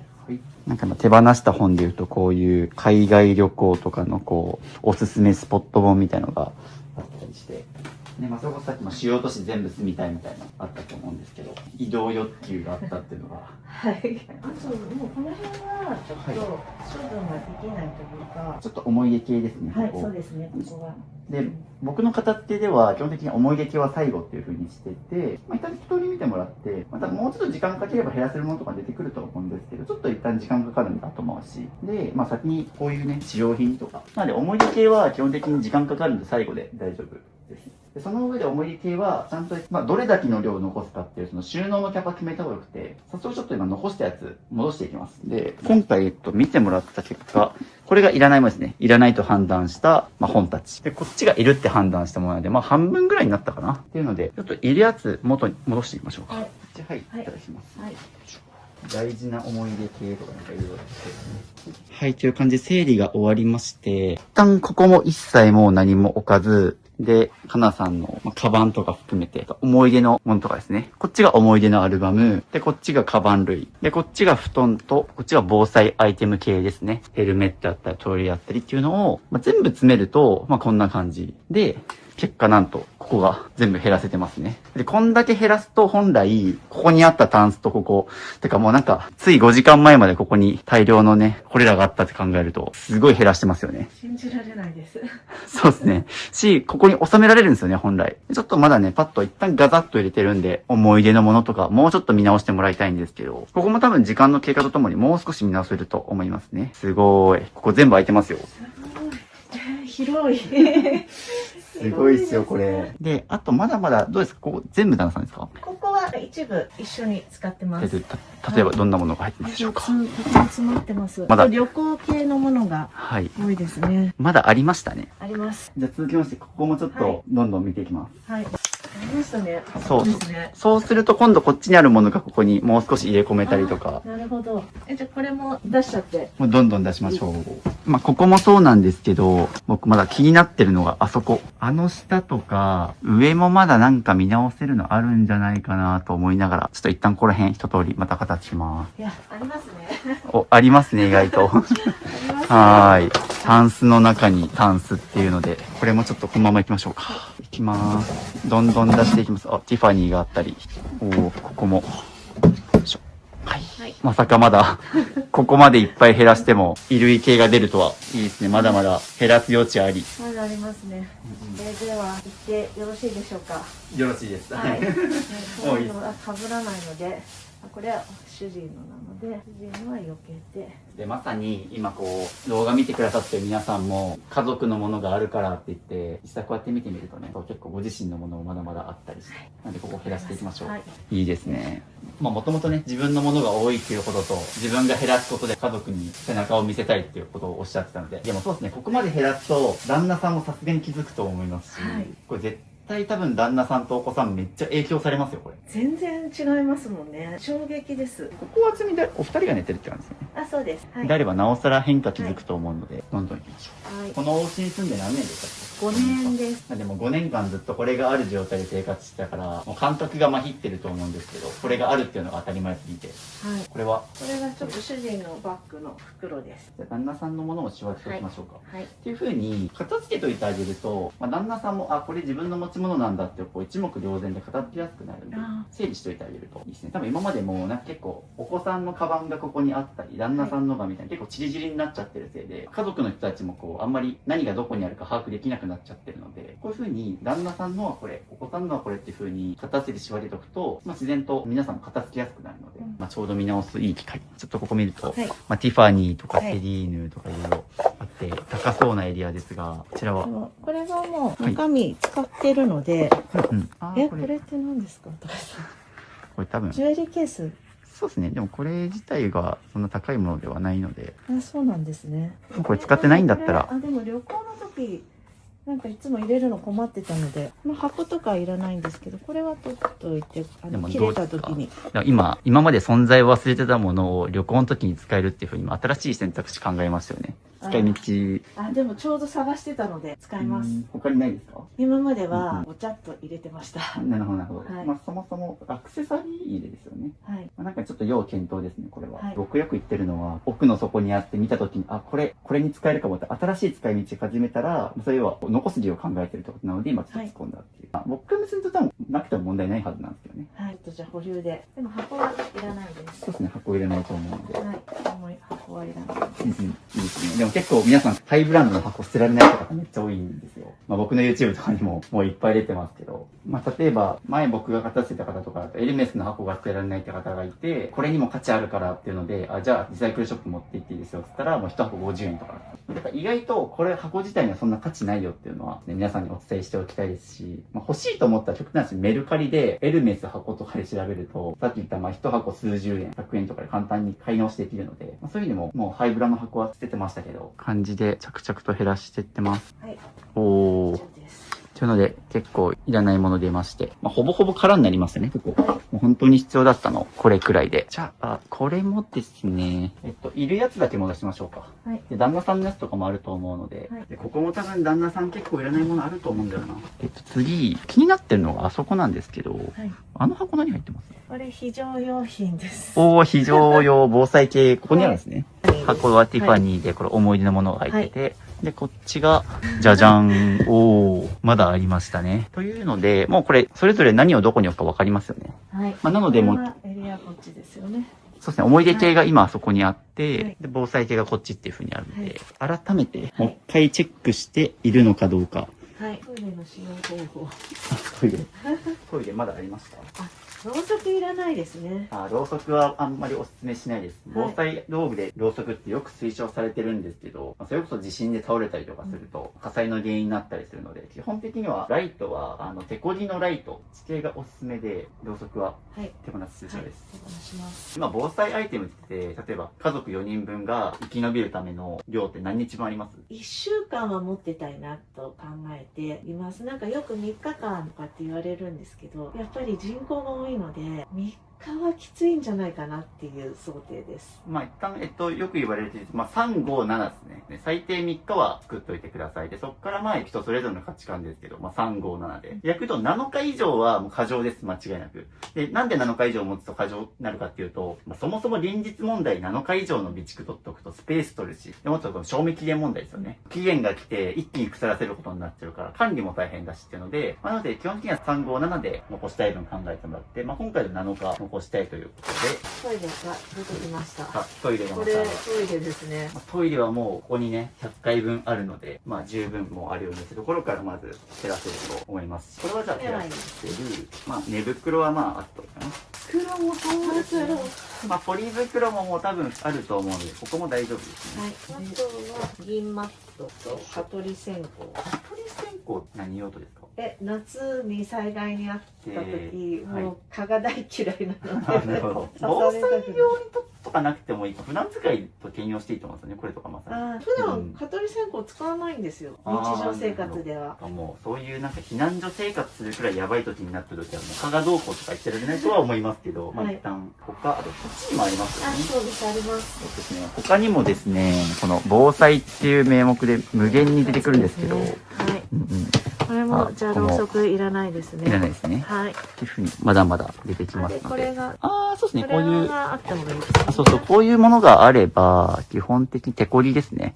手こりとソーラーでいけるので、ろうそくいらなくて、これも、 5分間しか光らない。ライト。いらないかな。ですね。しかも持ってるともうスマホとかでも照明つけれるので、はい。もう基本照明系はこれ1個あれば大丈夫っていう感じで、結構なくてもいい防災アイテムちょいちょいあるので、はいこれを機会に見直しましょう。無限に出てくる防災アイテム。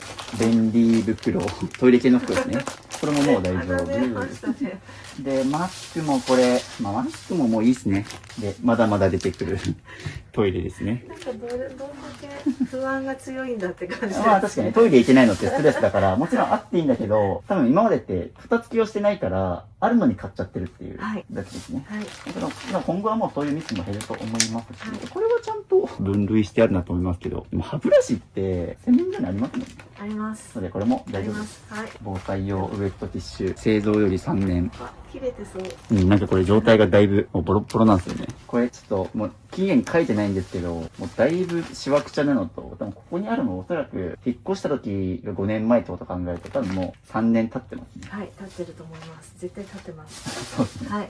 これなんか万能。まあこれいろいろ使える。これは一旦取っとくかな。それ消毒用のですね。でもなんか匂いが多分きついので、使わないからここに入れたっていうのがなんであります。ここにあるのは結構怪しいと思います。まあティッシュももう無限にありますからね。こんな感じかな。というので見直した結果ですね、いるのがここにあったやつだけで、あともうこれとかこれとか結構いらないもう賞味期限切れのものとかいっぱいありまして。ですね。もうカバンもこれも開いたし、これも開いたので、まあ1個でいいかな。もうこれに、これかこれどっちかにまとめられると思いますが、どっちがいいかな。でも揃えた方がいいと思うので、これにしますまとめちゃいましょう。はい。で、2つのこのカバンはもう処分でいきます。という感じで防災カバンができたので、これはもう入れちゃっていいですね。はい。すごい。いいですね。なんかちゃんとようやく防災できたって感じがするので。という感じどうなったかっていうと、もう必要な防災カバンと、あと奥にトイレとヘルメットと、手前に備蓄のご飯とかもあるので。こんだけあれば余裕ですね。何かあった時ももうここっていうのが頭の中に入ってると思うので、ここからパッと取り出せば大丈夫。まあベッド元からも近いので、何かあればすぐここに来れば災害時は安心ということで。そして大量にいらない防災アイテム。そしてなんと、こことあっちに空いてた防災のスペースが空いたので、すっきりしてます。すごい。掃除しやすい。そうですね。掃除もしやすいですし、ここにもう全部固まったので、いいですね。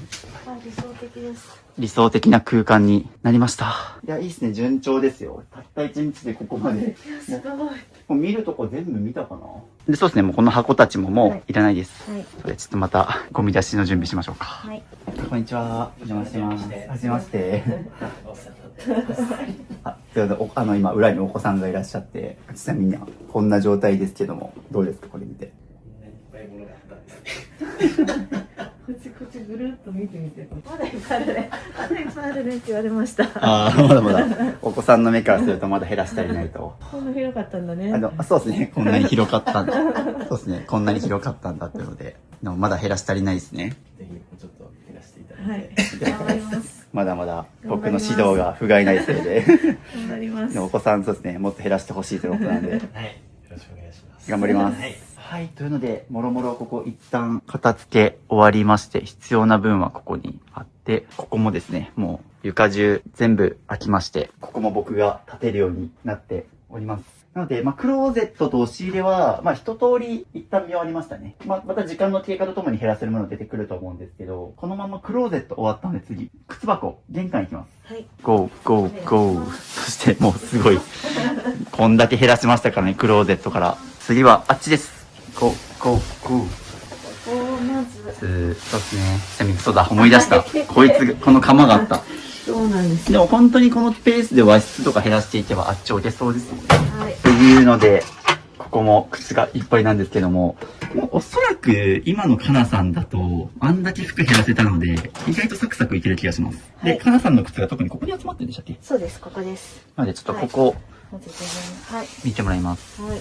で、靴がですね、現時点で、ちょっと何足あるか数えましょうか。1、2、3、で、あと16。多分サンダルあったと思うので17。と、今自分が履いてるものとか。そうです、18ですね。18足ぐらいあるんですけど、ちょっとじゃあ一通りここもパッといらないものあればはいはい教えていただきたいです。もう、はい。ここも履くかどうかで迷ったものですね。はい、メーカーです。ちょっともうボロくなってしまったので。これはしばらく履いてないです、ね。履いてないです。しばらく履いてないです。こちらはこれは、はい、これも大好きなんです。大好きだから手放したくないんです。ただその割に紐が結構。そう、もう汚れてるんです。結構履いたので、履き潰してしまってるので。はい、履き潰したけどお気に入りでなかなか捨てられなかったみたいな。はい、なんかしつこく履いちゃうんです。なるほど、なるほど。はい、そうですね。でももう今ちょっと手放し時ということで。はい、これも、なんか白いキャンパス地なので、やっぱり汚れやすいので手放します。そうですね。さっきも明るい感じの色見せてたので、はい、今後はちょっとこう汚れづらい色買った方がいいですね。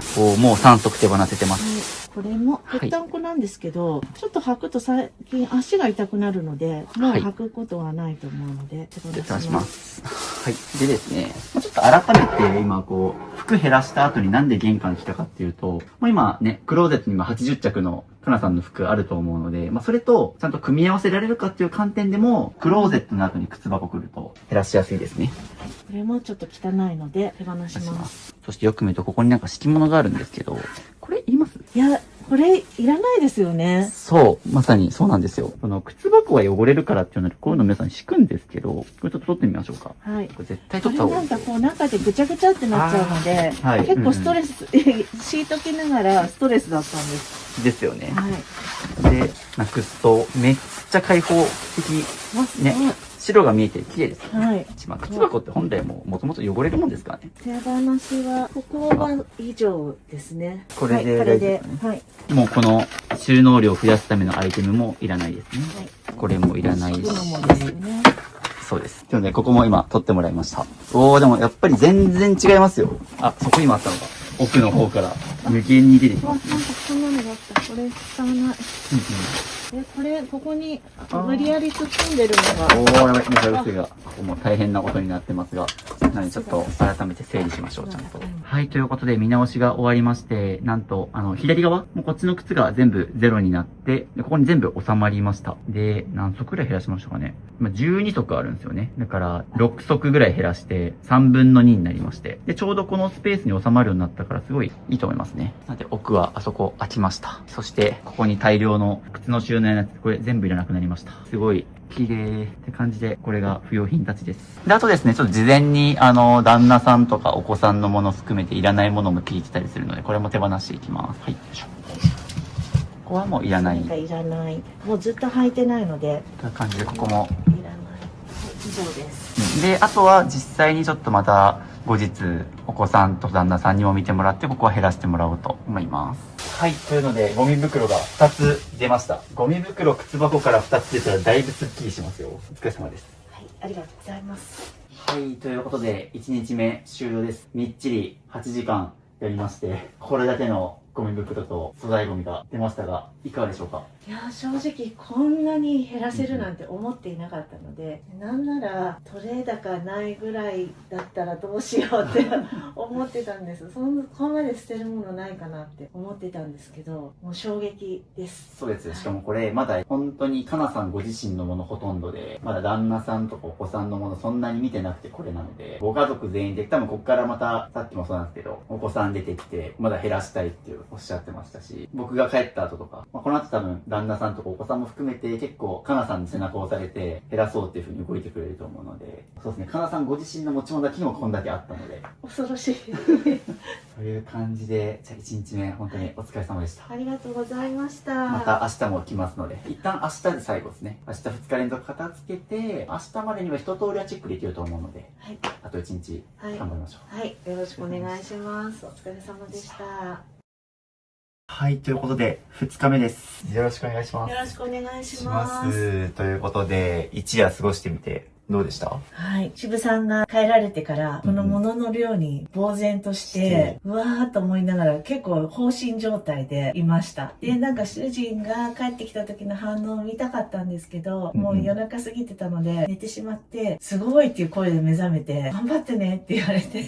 すごいと驚いてました。そう、なんか捨てすぎなんじゃないかって言われるかななんてちょっと思ったら、いいねいいねっていう感じだったので、よかったです。というので、旦那さんもすごいって驚いてた、このゴミの山ですけども、どうでした？他お子さんとか含めて。なんか娘は割と冷静で、大丈夫？いるもの捨ててないって言われて、でも今朝、私も捨て活しようかなって言ってました。洋服は無理だけど、結構いらない箱とかあるんだよね。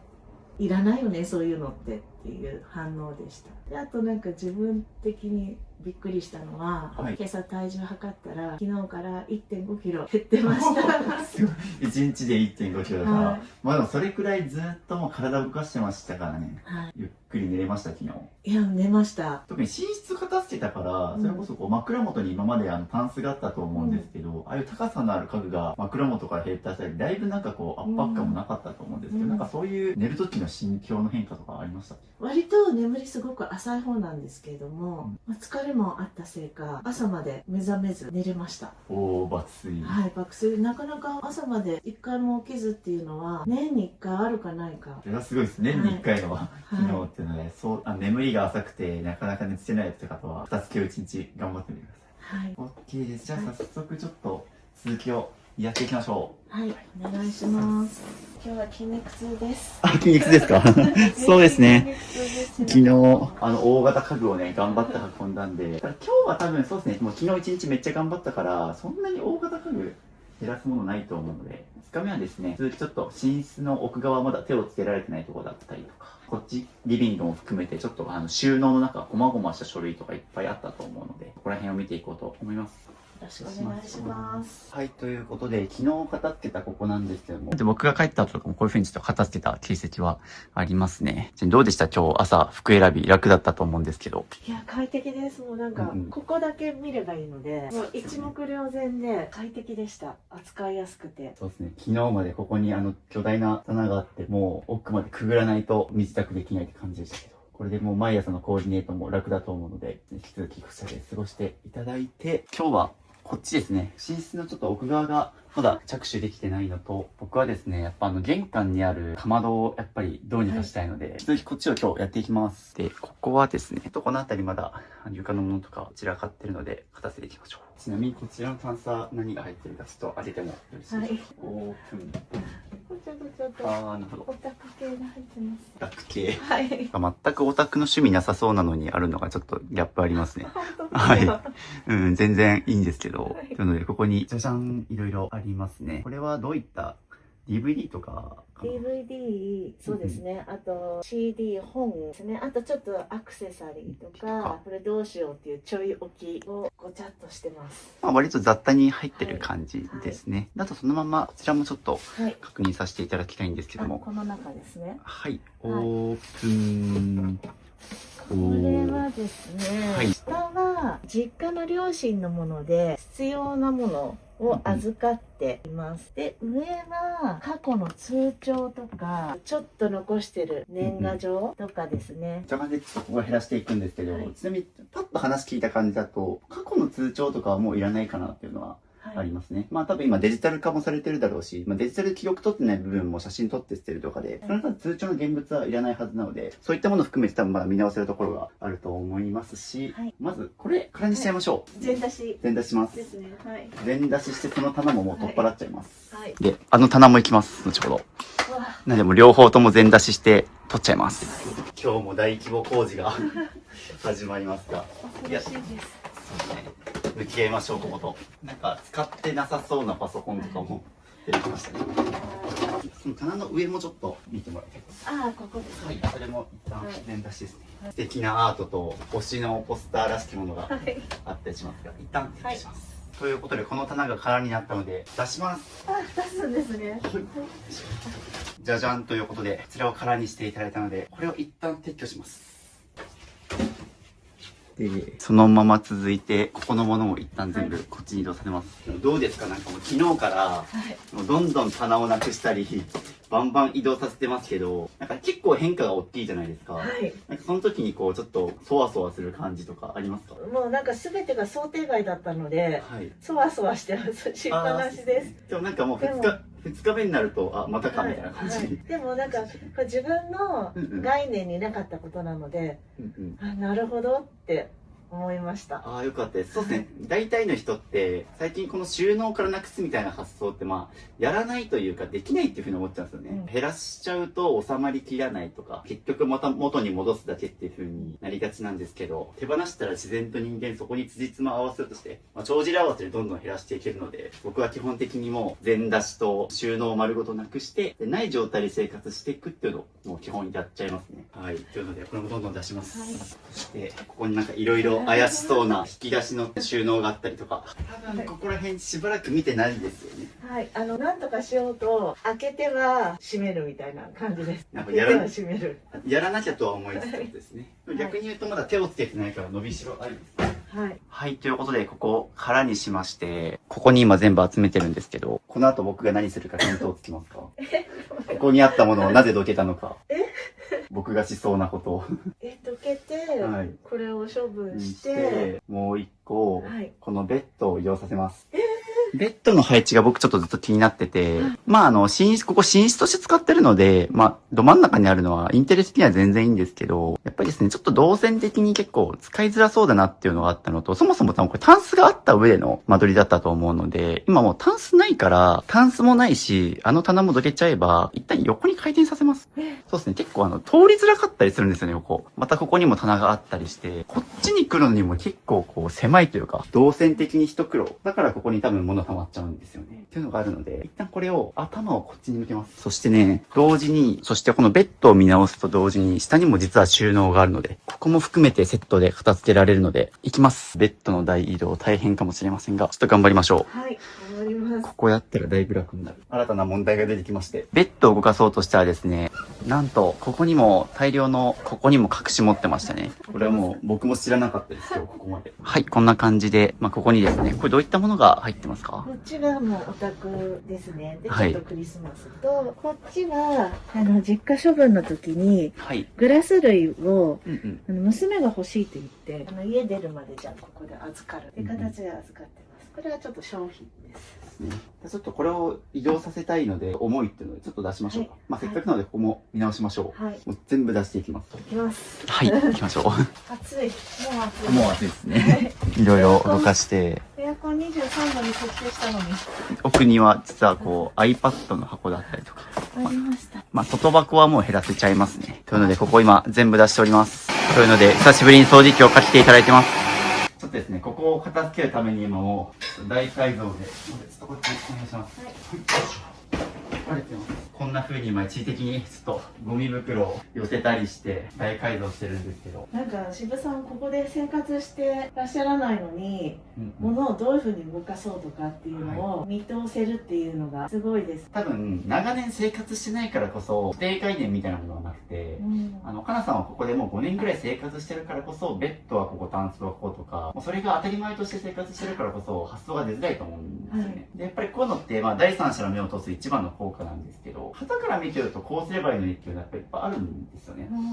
意外と自分のことって自分よりも他人の方が客観的に見えたりするのと一緒で、僕もこれちょっと部屋見た瞬間に、大型家具なくしたらいいのにとか、こう配置したらいいのにっていうのは僕目線ではあるので、それを今、やった結果こうなってます。すごい。もう一踏ん張り、頑張りましょう。でですね、玄関にあったかまどをね、あそこに置きたいとか自分の中でちょっと今いろいろシミュレーションあるんですけど、そのために次、ここの扉も取っ払っちゃいます。こういう感じで扉も取っ払います。よいしょ。おー。こういう状況になってます、今。そうですね、もう、これも取っちゃいますか。もうやるしかない。やるしかない。いや、これ突っ張り棒してるんですけど、はい。実は和室だからこれが浮くんですよね。なるほど。あんまりこれやってる意味がない。うんないよりはマシ程度。かなさんの理想の生活を思い浮かべたときに、この突っ張り棒があるのってどうですか？景観は悪いです。ですよね。はい。し、ここってやっぱりベッド元だから、位置的に言うと、寝てても、タンスはこう倒れないかもしれないけど、やっぱり寝てる周辺でこう高さのある家具ってやっぱり良くなくて、はい。特に昨日もいっぱい防災カバンとか防災道具見直したと思うんですけど、物はあっても、この動線的に言うと全然防災になってないなっていうのが、やっぱあったりして、もちろんこういうのされてるのはすごいいいんですけど、そもそもこれしなくてもいいように、やっぱあんまり高さのある家具っていうのは置かないに越したことははいないですね。で、特に僕言ってるのが、自分の身長よりも高い家具を置かない方がいいよってよく言ってて、それこう地震が来た時にも危ないし、やっぱ圧迫感ありますよね。だから倒れた時にやっぱ危ないので、極力やっぱ高さがある家具は買わない方がいいですね。はい。ちょっとこれも撤去していきます。はい。倒れる方向は考えたんですけども、絶対ない方がいいですよね。そう、まさにおっしゃる通りで、倒れない方向には置いてるけど、そもそもない方がいいっていうのがもう答えですね。ちょっとこの中も。ここは本当に苦渋ですよ。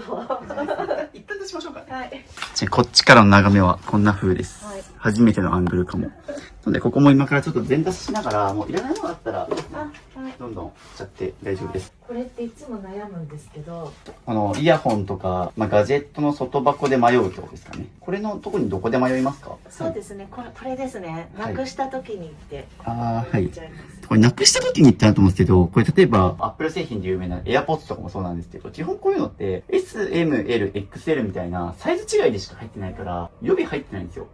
何が言いたいかっていうと、人間の耳のサイズって変わらないから、これ取っといても、サイズ変わっちゃうんですよね、取り替えても。だから僕基本的にもう予備って取ってないんですけど、はい、なので大前提言うと、はい、おそらく今、これ残しといてもサイズ違いしかもうないので、はい、まず手放して言うってことと、一応買えます、こういうの。Amazon とか楽天とかでも、イヤーピースっていうふうに検索してもらうと、全然こういうの買えるので、これにこだわる必要もないし、あと、イヤーピースにとどまらずなんですけど、あるあるですが、これ予備ケーブルですね。こういったものとかはもう本当にいらないです。すでに持ってるだろうし、はい、結構長いケーブルとか持ってらっしゃいましたし、これは最悪手放しても買えるってイメージあると思うんですけど、同じくこのイヤーピースも買えます、実は。なのでもう、結論言うとこの外箱はなくても大丈夫です。はい、じゃあ、全捨てです。じゃあどんどんもう出しちゃっていいです。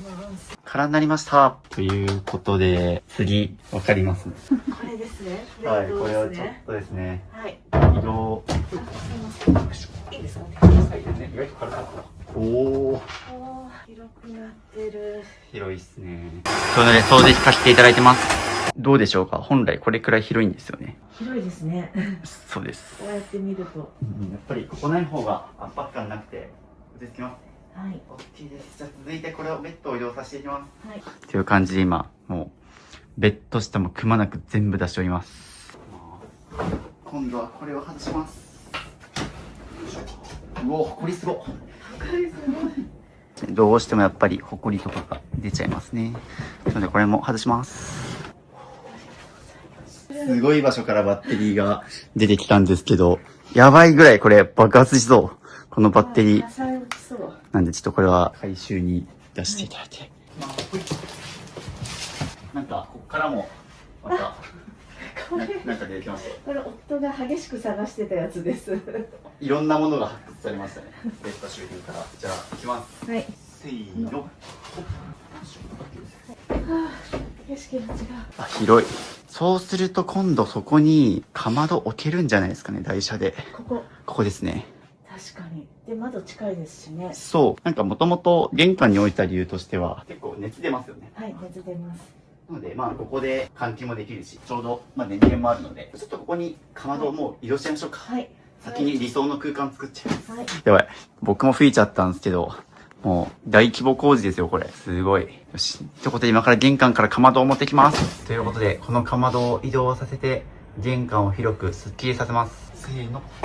おー、素晴らしい。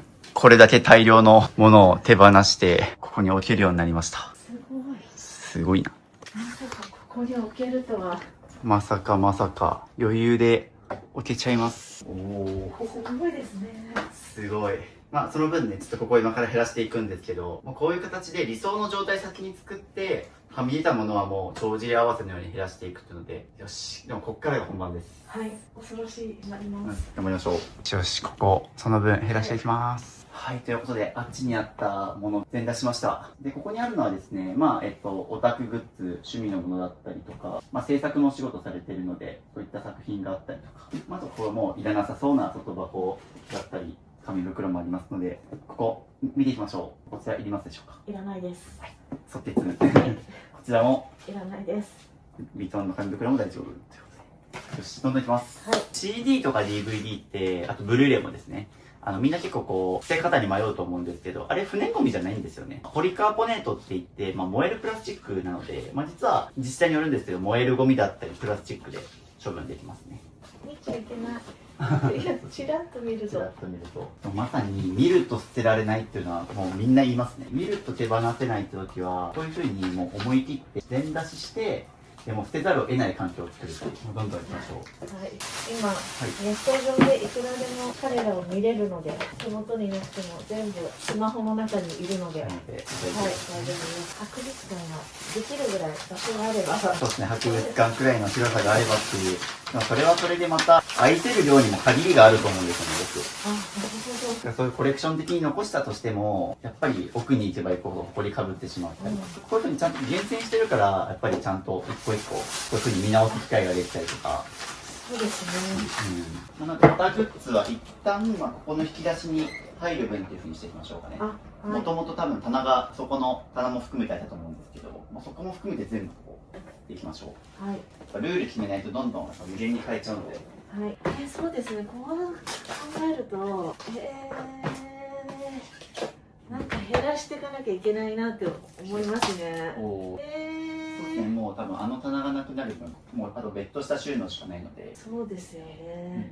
入るかな、ちょっと一回。一旦言いましょうか。はい、というので必要なものはあそこに残してもらって、で、ゴミ袋がもう3つぐらい出てるんですけども、もう一息ですね。ちょっと今本が若干多くて入らないねっていう話になってて、今見直してもらってます。あと少し着実に床が入ってきてます。頑張ります。はい。あとちょっとです。はい、という感じで今着々と減らしていってもらってまして、ゴミ袋もいっぱい出てて、で、今回ね、もうこの和室からこの高いタンスとこのタンスも含めて、もう手放して、もう全部あそこに入れます。なので、こっちは思い出のグッズ。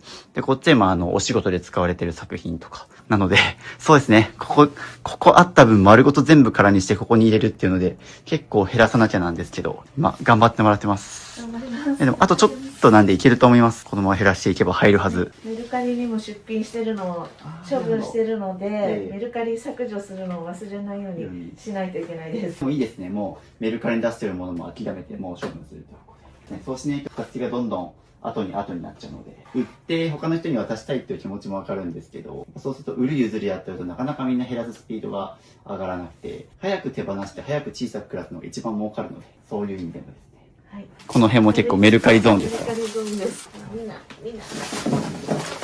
おー。本当にやってることすごいですからね。ここだって昨日までこのタンスとラックとこの棚2つ4つ大型家具手放して、ここに今全部収めようとしてるので、相当すごいことやってます今。いやー、頑張ります。これ覚悟が必要ですね。うちは処分します。おお、採用しってことは何人かいるんですね。もうグループ全員好きなんですけど、その中でもライブでうちは持ってくないんですよね。結局ペンライト持ってライブに集中してるともううちは持ってる余裕なんてそれめっちゃわかります。僕もですね、結構アーティスト、アイドルの LINE とかやった時に、よく地蔵って言われてて、もう僕なんかずっとぼーっと見てるタイプなんですけど、振ってるとマジで集中できないんですよ。なんかミックスとかコールに合わせてこうやるみたいな、結構あれ高等技術じゃないですか。事前に予習して、この曲のここでこういうミックス書きみたいな。で、それまあ、知らなくても、周りのファンの人たちが自然とやってるから、それに合わせていけばいいんだけど、そこを合わせるっていうのもすごいエネルギー使うから、僕はどっちかというと見てたいタイプだから、振るとマジで集中できないけどめっちゃわかります。振ってる方々マジですごいなと思いますね。いや、すごいです。ボード掲げたり、そんな余裕なんじゃないですか。めっちゃわかる。ああいう方々がライブ会場を盛り上げてくださってますからね。というので減らしていってもらってます。あとちょっと今ちなみに2時間ぐらいやってますね。2時間でここまでやってるからそうです。休憩する場所がないですね。そうですね。ちょっと今ここも休憩する場所がそうなんですよ。ゴミ出し行かないとという感じで今ちょうど本を縛っていただいてるんですけど、これまた旦那さんが減らしていいよって言ってくれた本たちですね。はい。どんどん家族にもいい影響が出てますね。3時間やりましたね。この後また夜9時ぐらいまではやる予定なので。いただきます。いただきます。シャインマスカットいただいてます。うまい。この後はどう行くんですか？そうですね。この後どうしようかな。言うと、確かにもうなんか、ここで終わってよくねっていうくらい、結構。もう結構満足です。そうですよね。もう、僕も思ったより減ったなと思って。こっちからの眺めこれですからね。すごいっすよ、これ。すっきりしました。昨日までタンスと棚2つがあった空間とは思えないし、かまど置いてもまだこんだけ広々してますからね。まあ、あともう少しやりたいのはもう収納の中ですね。休憩が終わったらテレビ周辺とか、こっちとか、もろもろちょっと収納の中やれるとこまで絞り取ろうと思います。はい。覚悟しときます。はい。まあ早速ですけども、ジモティーとか使ってみます？使ったことない。登録だけしたんですけど、使ったことないので、使ってみたいです。なので、この大型家具、今からそうですね、手放していくんですけど、まあそういう時に粗大ゴミに出すか、ジモティーかって2つおすすめしてて、ジモティーっていうのはその地元の掲示板っていうので、例えばこの家具も0円でいいから引き取りに来てくださいっていう風に頼むと、もう本当に都心部とかだと、早いと当日中とか、翌日中に、ということは明日が土日ですよね。ちょうど多分明日の土日とかでお休みの方多いから、明日の土日で引き取りに来てくれる人っていうので募集したら、もう家の下まで取りに来てくれたりとか。そうですね。あとお子さんとかも一緒にちょっと手伝ってもらって下まで持ってってあげると回収してくれるかなと思うんで、ぜひ大型家具手放すか迷っている人はまずジモティーとおすすめです。ジモティー使うと何がいいかっていうと、まず無料です。利用料かかんないんですよ。なぜか。そう。本当になぜかかかんないんですけど。粗大ゴミよりチケット代が浮きますね。多分これ粗大ゴミ出したら、粗大ゴミ出しても3000円とかかかる気がします。憧れのポーズ。憧れのポーズを今やってもらってます。しゅうさんの憧れのポーズの横で体験できるなんて嬉しいです。そう、今からゴミ出しをするので、ちょっとね、捨てる前に撮っとこうっていうので。もう撮影の最後に、これやるんですけど、もうね、これあまりにちょっとゴミが多すぎて出さないと、こっちの片付けができないから、先に撮っちゃってます、今。でもすごいですよ。本当にこんだけ減らして、ここが全部空いてますから。すごい。これはいい思い出になります。すごい。人生でここまで減らして、ないです。取ることないですか？ないです。生きた証ですよ、これは。はい、ということで、これ、ゴミ出しいきます。そう。どんどん。いきます。という感じでどんどんゴミ出しに行くんですよ。広くないですか？めっちゃ。玄関が広い。かまどがなくなって開放的になりましたし、扉、ぜひ、靴箱とか開けてみてください。はい。もう突っかからないですよ。もうスムーズです。突っかからないです。スムーズ。そうです自在です。多分動画見てる人にとっては、いや、それ当たり前だろうって思われるかもしれないですけど、かなさんのね、ご自宅にとってはこれが非日常なんですよ。もう長年ずっとあそこが開かなかったんで。ですが、ここが開きました。そして、パチパチという感じでゴミ出しいきます。どんどん床が開いてます。めっちゃ広く感じますよ。という感じでゴミ出ししていくんですけど、何袋ありました？はい、45リットルビニール袋、32袋もありました。おお。数えてくださってて、もう僕数えるのすら忘れてたんですけど、ちゃんと数えてて32袋ありまして。はい。これを今からちょっと出せる範囲で少しずつ出していきます。はい。すごい、なくなった。すごい。はい、ということで、ゴミ出しが終わって、すごい広々開放的ということで、たらたらゴミ袋は出し終わりましたが、まだこのタンスが手放し終わってないということで、これを早速ジモティーでちょっと出品していこうと思います。初めてですよね。初めてです。なのでちょっと早速、ね、ゴミ袋もなくなってスッキリということで、ジモティーって商品の写真撮るので綺麗な状態にしておかないと印象も良くないので。という感じで、もうここも綺麗に片付けましたので、綺麗に撮れます。余白が美しい。というので、5枚の写真をいろんな角度から撮っていただいて、はい、という感じでこういう風に写真も撮っていただいて、文章も書いていただきましたが、購入した時の金額9万円だったんですね。結構高い。OK。はい、こんな感じです。ありがとうございます。あとはそうですね、ちょっと明日の土日で頑張って、はいはい。でこれを同じようにやっていけば、はい。どんどんはい。どうなってなります。はい。ちょっとまだ経過も楽しみにしてます。はい。あとちょっと気になってるのが、リビングにもともと椅子が結構多くてですね、この3つと、あともともとここに家族4人分の椅子があって、計7つあるのかな。ご自宅でレッスンとかをされてるから、そういう時に使う椅子は必要だと思うんですけど、これ全部いります？いらないです。これ、いらないこれです。はいらないかな。はい。で、あとは来客とかレッスンのお客さんが来ても、普段の4人の椅子と、この2つで賄えますよね。はい。であればじゃあ、これも処分で、はい。これもちょっと出品お願いします。はい。という感じで、もろもろここが一旦片付け終わってですね、次、あそこ行きたいと思います。そうですね、ちょっとこの収納の中が見切れてないのと、ここはですね、結構かなさんがハンドメイド作家でお仕事をされている関係もあって、例えばここを開けたりすると、結構お仕事道具とかですね、はい、ハンドメイドで使うものとかがあったりするので、ここはもう減らせないっていうので、結構なんでここはもう割と自分の中では本当にもう仕事で使ってるからちょっと、そんな減らせないかもっていうエリアですよね。はい。その上でちょっと僕見させていただいて、この3箇所くらいちょっと減らせそうだなみたいなのがちょっとあったので、はい。ちょっとアドバイスをしていこうと思います。お願いします。はい。で、まずテレビの上、すごい素敵なご自身の作品があったりとかして、すごいスッキリしてて綺麗なんですけども、これですね。ちょっとこれ開けてみましょうか。どうぞ。オープンします。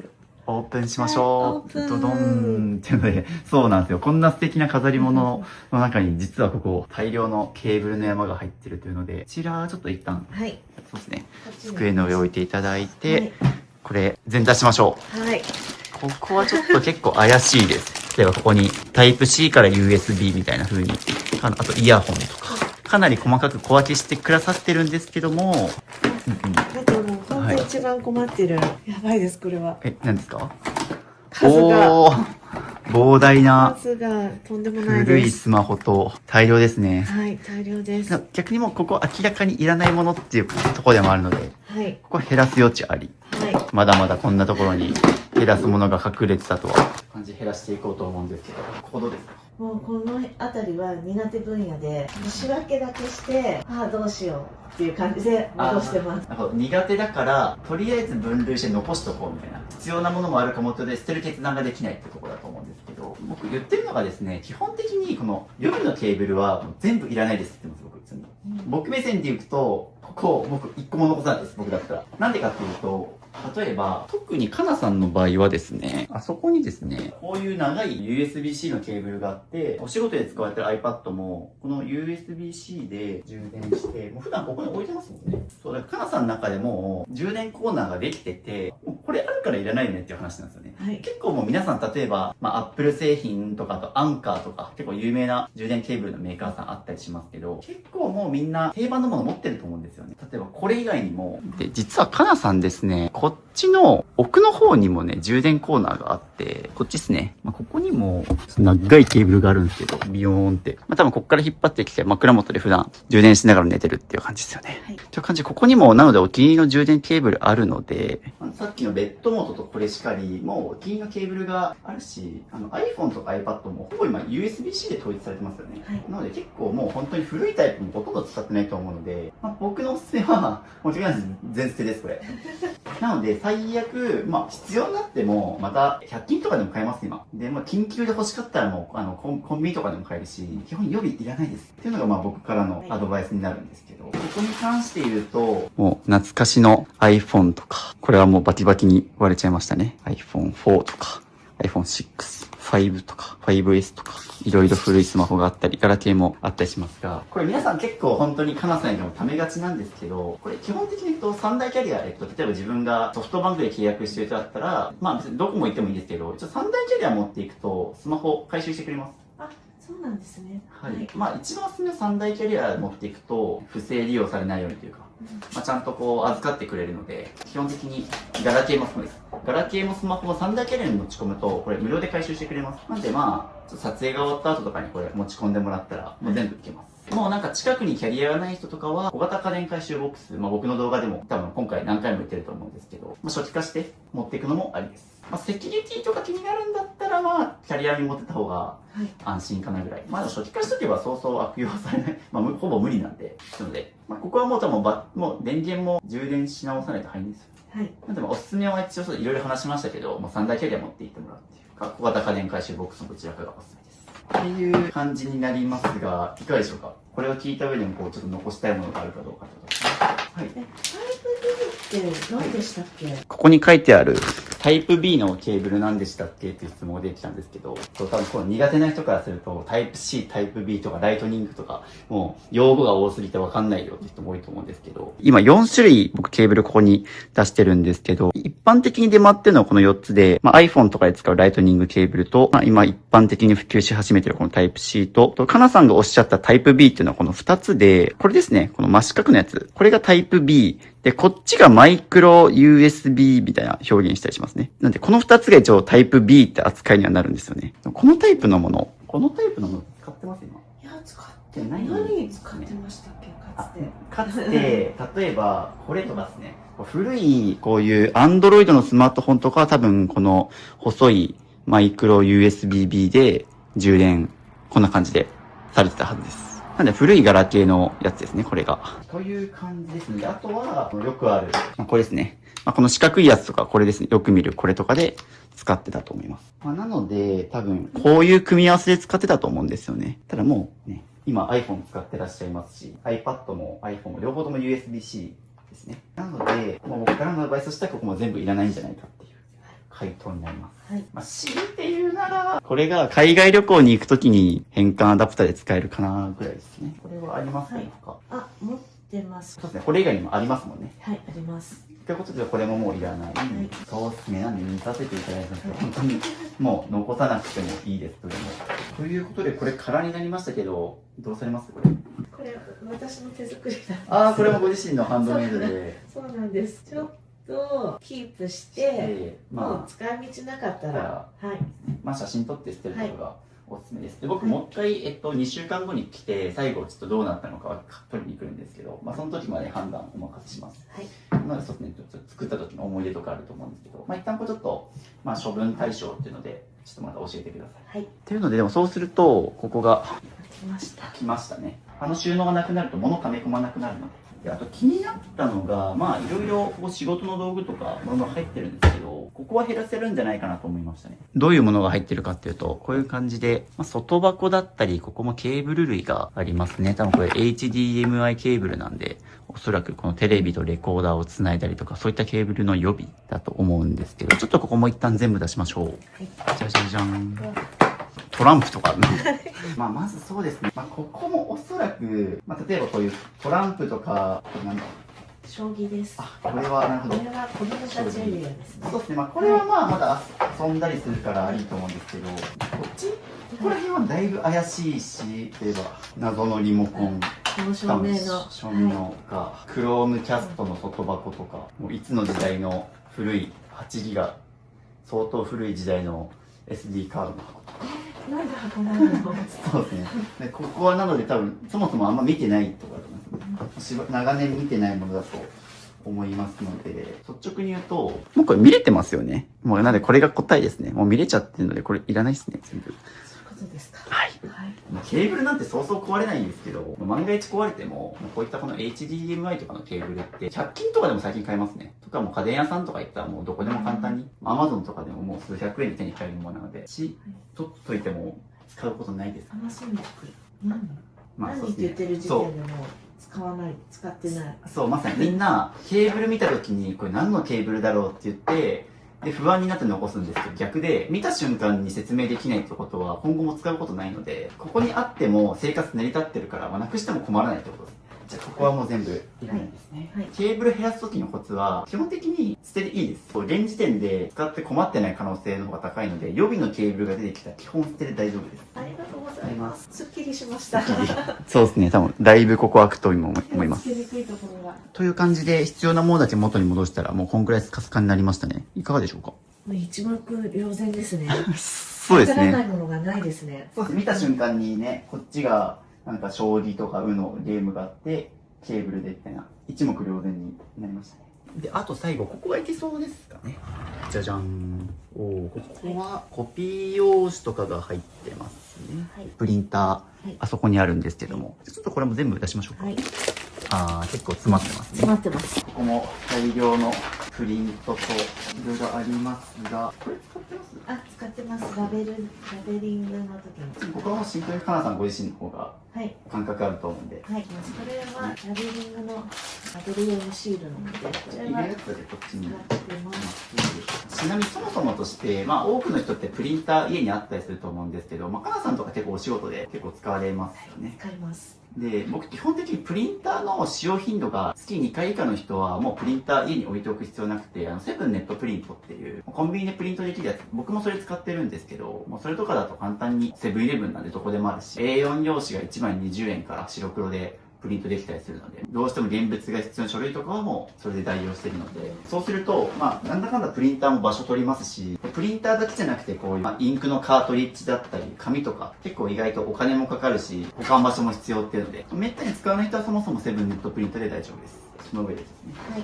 この辺の、はい。なんかちょっと写真用の、割とチラシを作って昔は自分でプリントアウトしてたので、いろいろこう、そうですね、こういうマットシアリエとかいろいろ両面用とか。で、あと、名刺作ったり、ショップカードも、はアナログに昔は作ってたので、その時の名残で自分で作ってプリントアウトするみたいな、あと名刺サイズもあったり、もう今は外注しちゃうので、なるほど。使わなくなりました。ここら辺が今じゃない。はい、いらないです。これもいらないです。いらない。確かにここら辺ちょっとしかも古いっすもんね。なんかパッと見た感じ、なんかデザインがやや昭和感。ということで大量にここ不要品が出まして、こっちがいらないものでいるのはこっちだけという。はい。すごい不要品。もう必要なのはこれだけということで、もう5分の1ぐらいになりましたね。だいぶスッカスカになると思いますよ。スカスカですね。ということで、スカスカ。もうなんならさっきの上のやつと合わせてか丸ごと1個開きそうなそうですねレベルですけど、でも一旦そのまま。そのままそうですね。もうスカスカでいいです。一目瞭然で探しやすいですし、気持ちよさをね。体感した方がいいですね。まさにという感じでスカスカになりました。こちらも。すごい。すごい。これ全部処分です。はい。ということで、もろもろこっちも綺麗になってきたので、次、そっち、キッチン行きたいと思います。はいキッチンのこっちの方、食器とかまだ見直せるんじゃないでしょうか。ということで、こっちですね。じゃじゃん。ここどうですか？なんかここで特に減らしたいな、みたいなものってあったりしますか？コップ類が多いので、と、はい。保存容器とかも結構多いので、保存容器をもうごっそり使いにくいものを断ち切りたいです。いいですね。でも、断ち切りたいですっていう言葉が出てきたんで、いいですね。はいもう腹くくって覚悟決まってるということで、はい行きましょう。じゃあ、ここも、はい、これがそうです。はい、ということで、保存容器ですね。レンチンのパックだったりとか、こういったものがちょっと多いかなっていうとここっちにもあります。まだあります。はい。なんと、これ以外にも、こっちにもありまして、奥に。本当だ。奥の方に実は眠っておりまして、これも取り出します。はい。なので、保存容器もろもろ一旦、ここに全部出しましょう。はい結構料理も好きですよね。はい。料理本とかも結構、塩麹の本とかあったりもね。って感じで、全部出し終わりまして、保存容器がこれだけあるっていうので、ご家族4人分とはいえ、これでも半分近く減らしたんです。実は。どれだけ多かったのかっていうそうですね、これ状態です。全部仮に作り置きしたとすると、もう冷蔵庫パンパンですよね。はい。なので、はい。状況的にこれ全て一度に使うことってないと思うんで、ないです。ちょっと改めて本当にはい。今使ってるスタメンだけを、はいここに戻していく。はい。本当によく使うものだけそうですね。置きますか。はい、お願いします。うんうん。そうですね。もうパッと手が進んだものとか、これはよく使われてますもんね。もうそれはもう絶対です。絶対ですね。で、もう絶対やめたいと思ってっていうのるのが、が、はい。こういうパッキンパッキンですのね。がピチッとはいくんですけど、やっぱり取り外して洗わないとカビが生えてくるので、もうこれは使うのが本当にストレスなので、パッキン系は全部やめます。いいですね。しかもパッキンケースってなんかもう使っていくうちにどんどんこれ剥がれていくから、またなんか戻さないといけないとか。これじゃあもう、はい、なパくします。ッキン系の中がこれですね。おー、じゃあこれも。これ全部いらない。このパッキン系はやめます。お結構減ってますね。もう現時点でだいぶ減ってますが。これととこれを残して、これももう全然使わなくなったのでいらないです。あと絶対いるのは、私よく旅行に行ってその間、子供たちの食料で冷凍のお弁当を作りだめして置いていくので、この辺はいります。ちゃんとママとしてのお仕事も果たしつつ、海外旅行もしていると。おー、そういうので、着々と必要なものだけに絞ってたら、だいぶスカスカになってますよ。これもいらないです。以上、はい、おー、なんと半分になってますね。こっちがいらないやつ、こっちが残したやつなので、こんだけあれば十分ですね。おー。パンパンだったので、扱いやすくなりました。そうですね。多くの人って多分、いや、ここ入ってるからいいじゃん、みたいな。減らす必要ないじゃんと思われた方もいるかもしれないんですけど、日常的にやっぱりここちゃんと隙間作っておかないと、まず何がどこにあるかっていうのもわからなくなるし、戻すときも大変ですからね。ぎゅうぎゅう詰めだと。そして、なんと、あっちにあったやつも、そうですね。奥の方もスペースが空きました。これもいらない。ありました。あ、これもいらないというので追加で。じゃあこれも捨てましょうかね、それ。これもいらないです。キッチンもこのタイミングなんで、もうどんどん飽きて、はい、いらないものあれば減らしていきましょう。はい、ここはパッと、これ使っ、そうですね。ぐっちゃぐちゃなんで、もうここも出しながら捨てていきましょう。はい、これ全部いります？全部いらないです。もう一つあればいいので、これは処分します。おー、丸ごと、これだけですね。はい。この辺もちょっと前にちょっとお料理教室をやってた時の名残で、はい。残っているので、そんなに使わないので、もう料理教室することもないですからね。はい、もういるのこんだけですね。はい。どんどんいらないのあると思います。これは。これはお茶ですね。私、ここにお茶を入れていて、はい。で入りきってなかったから、はい、こっちに押し込んでたっていうだけで、こっちに入れば、ここで全然いいんですけど、今見て、このコースター、こっちにもあるので、これいらないです。と思ったら、賞味期限が切れてたので。はい。賞味期限が2024年8月1日ということで、1年3ヶ月続いてますね。はい。これも、って感じで。はい、おそらくなんですけど、この上の段にあるやつは結構いらないものが出てくると思います。普通に考えたら人間って普段使うものってやっぱ下とか使いやすい位置に置くはずなので、上にあるっていうことはやっぱ使用頻度低いから追いやってるっていうことで。なので、この上の方っていうのは疑った方がいいと思います。どんどん出していきます。はい。全部出し全部出しながら、いらないものがあったら僕にください。いいですね。いっぱい大量。すごい、という感じで出し終わりまして、こんな形でいっぱい入ってますが、ちょっと改めていらないものがあれば。はい、いらないもの。もう今パッと見ただけでも、もうなんかお弁当を作ることがないので、はい。これなんかは100均なのでいらないです。で、これも、ちょっとこれ結構高級なので、もう手放せずに。これですね。けど、もうそれも使わないので手放します。はい。なんでこれちょっとこう、思い入れがあってしづらくてもらって。はい。これももうお弁当持ってかないので、これバッグも、まあ、すぐに手に入るので必要だったら。まあ、要は高校生までお弁当を持ってってて、はい、その時使ったものですよね。あ、そうです。でも2人とも今大学生になって上がられてるので、もう使ってないっていうことです。はい。多分ちょうどこう5年間住まれてるってことなので、まあそうですね、ちょうど中学、高校ぐらいの時に移り住んできたみたいなイメージやってます。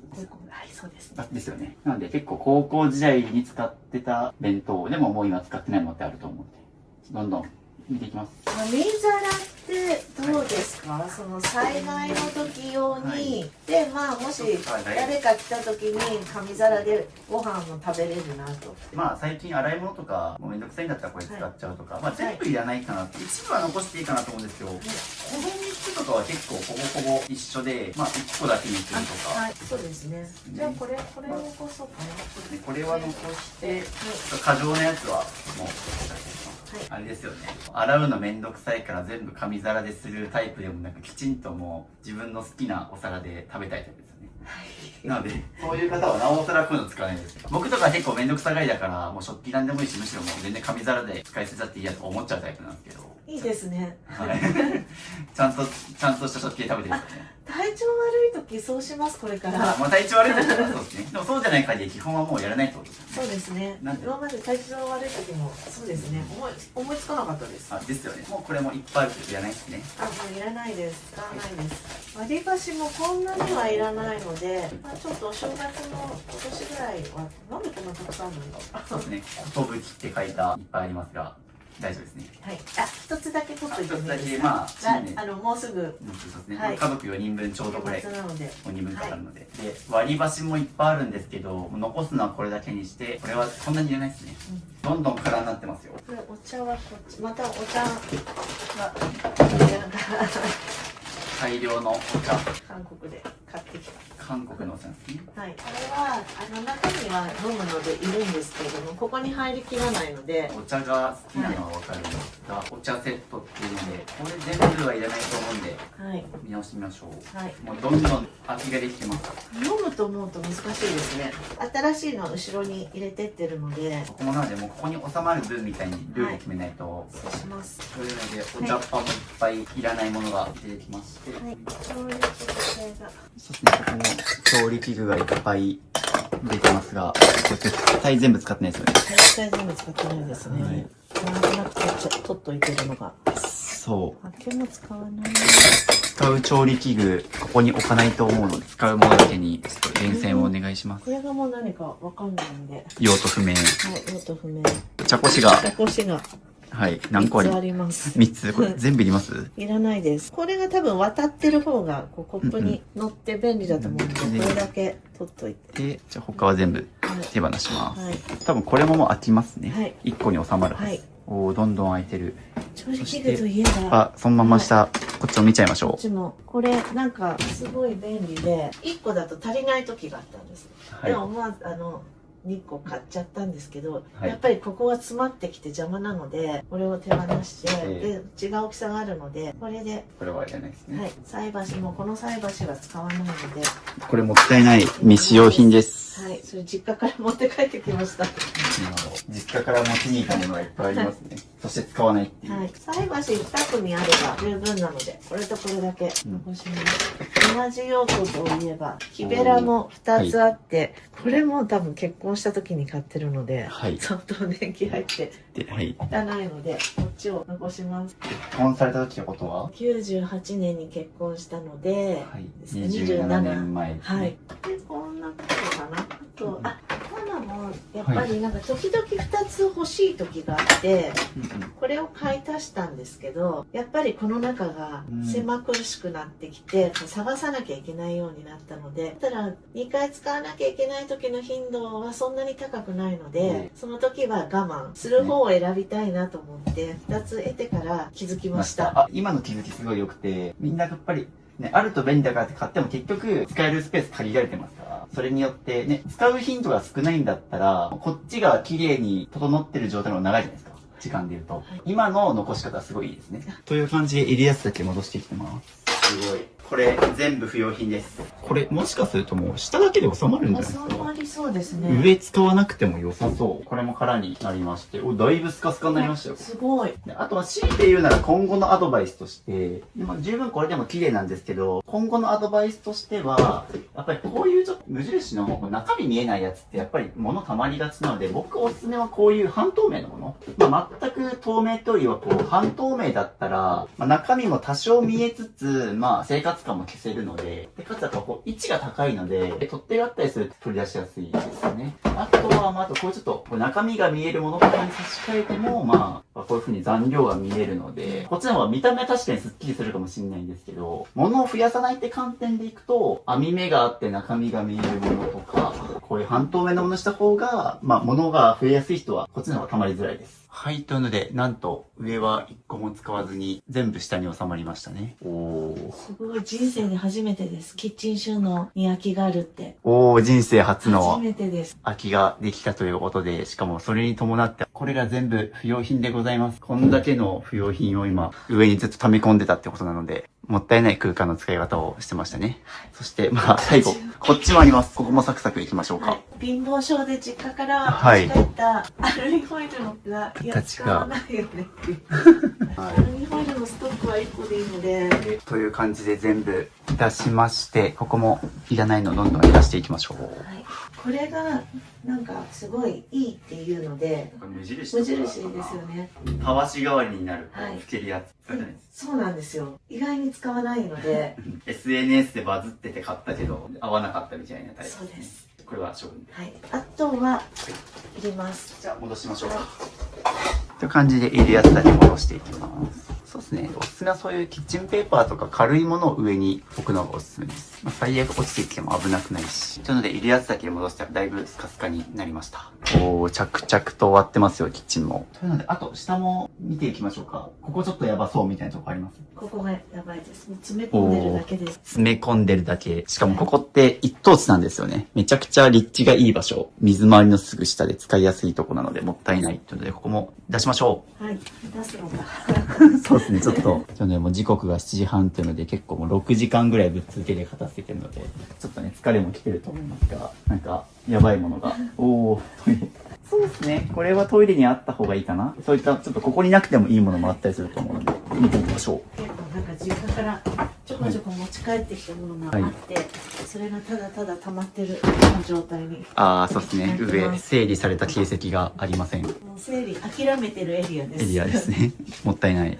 まあ、今のかなさんならもういけるでしょう。これ見せたくないな。お、どちらですか？奥です。この奥が、おー、これなんだ？これ食器用洗剤なんですけど、はい、ふるさと納税で去年頼んで、ね、しまうところがなくて奥に押し込んだんです。はい、そしたら、この存在を忘れて、洗剤をいつも5リットル単位で買うんですけど、これを先日買ってしまい、はい。ちょっとこのふるさと納税のやつ全部出しましょうか。そうですね。はい。これはやばいですよ。何個単位で買ったかな。おお、ふるさと納税の被害者。日用品買いに行くのが嫌い病なので、はい、まとめて買っちゃう。そう、たまたま家が広いから保管できてますけど、これね、これを保管するためにも家賃払ってるってことを考えると、まとめ買いって実は保管する分のコスト払ってるんですよね、本来は。おー、大量ですね。まだあるんですか？それ、やばい。めっちゃあるな。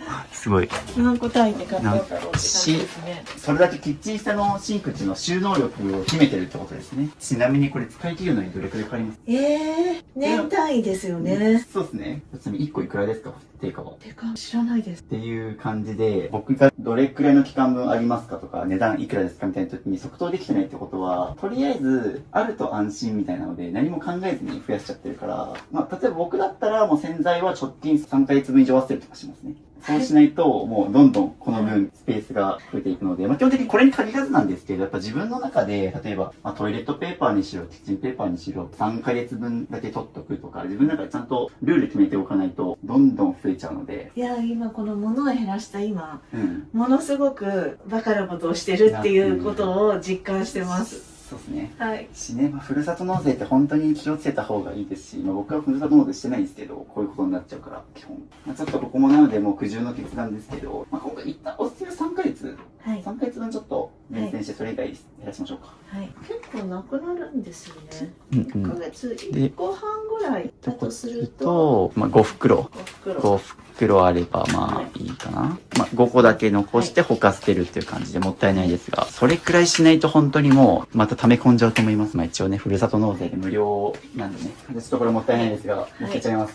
これ空いたらだいぶスペース空きますよ、これ。スカスカだと思います。そうです。スカスカになると思いますし、理論上ですね、極端な話、買いに行くのがめんどくさいとかまとめて買うとお得だからっていうので、まあ、保管してましたけど、これ極端な話、もうこのスペース分小さく暮らせるわけなんですよね。やっぱりこれ保管する分にも家賃分のコストが払ってるわけなんで、そういうことの積み重ねでどんどんお家が広くなっていくから、まとめて買うと安いかっていうと、結局保管するために家賃払ってるからそこも考えないといけないですね。じゃあ、ここは。なんてこと。なんてことですね。そうなんですよ。ですね。かなさんに限らず結構同じようにふるさと納税とかでたくさん溜まって、でそれがもう物置スペースをめっちゃ圧迫してるっていう人すごい多いと思いますので、めっちゃ共感されてますよ、わかるわ。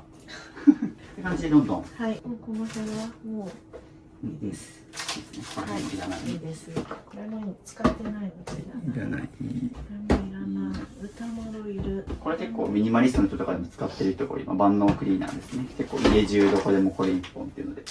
実家からのたわし使わないです。野菜を洗う時のたわしなんですけど、こっちのが使いやすいのでこれはいらないです。結構こう実家から持ってきたみたいなキーワードがいっぱい出たと思うんですけど、タイミング的にはどういう？実家じまいで、はい実家のもの全部片付けたので、はい、そっか。で自分で全部やったので、結構こういうスプレー系のもの何本か自力で処分したんですけど、結構時間かかって力もいるし、すごい大変だったんですよ。なのでこういうのも持って帰ってきても使いながらなるほどなるほど。っていう感じで、そういうのがいっぱいありますね、特に僕本当によく言ってるのはスプレー系が一番処分めんどくさいから買うとき本当に慎重になった方がいいよと。で、結局みんな試しに買って、で、これを最後までなんか紙とかに染み込ませながらジャーって、でしか火気のないベランダとかでやって、これ本当に大変なんですよね。大体僕の片付け企画でもこれはもう宿題にしてます。動画中にやってると終わんないから。そうなんですよね。で、この作業を省略して捨てようにも、もう専門の業者さんにお願いしないといけないからめっちゃ高いんですよね。ああ、スプレー系本当に嫌です。まあそれだから実家じまいした時にもともと全部持ってきちゃった。はい。という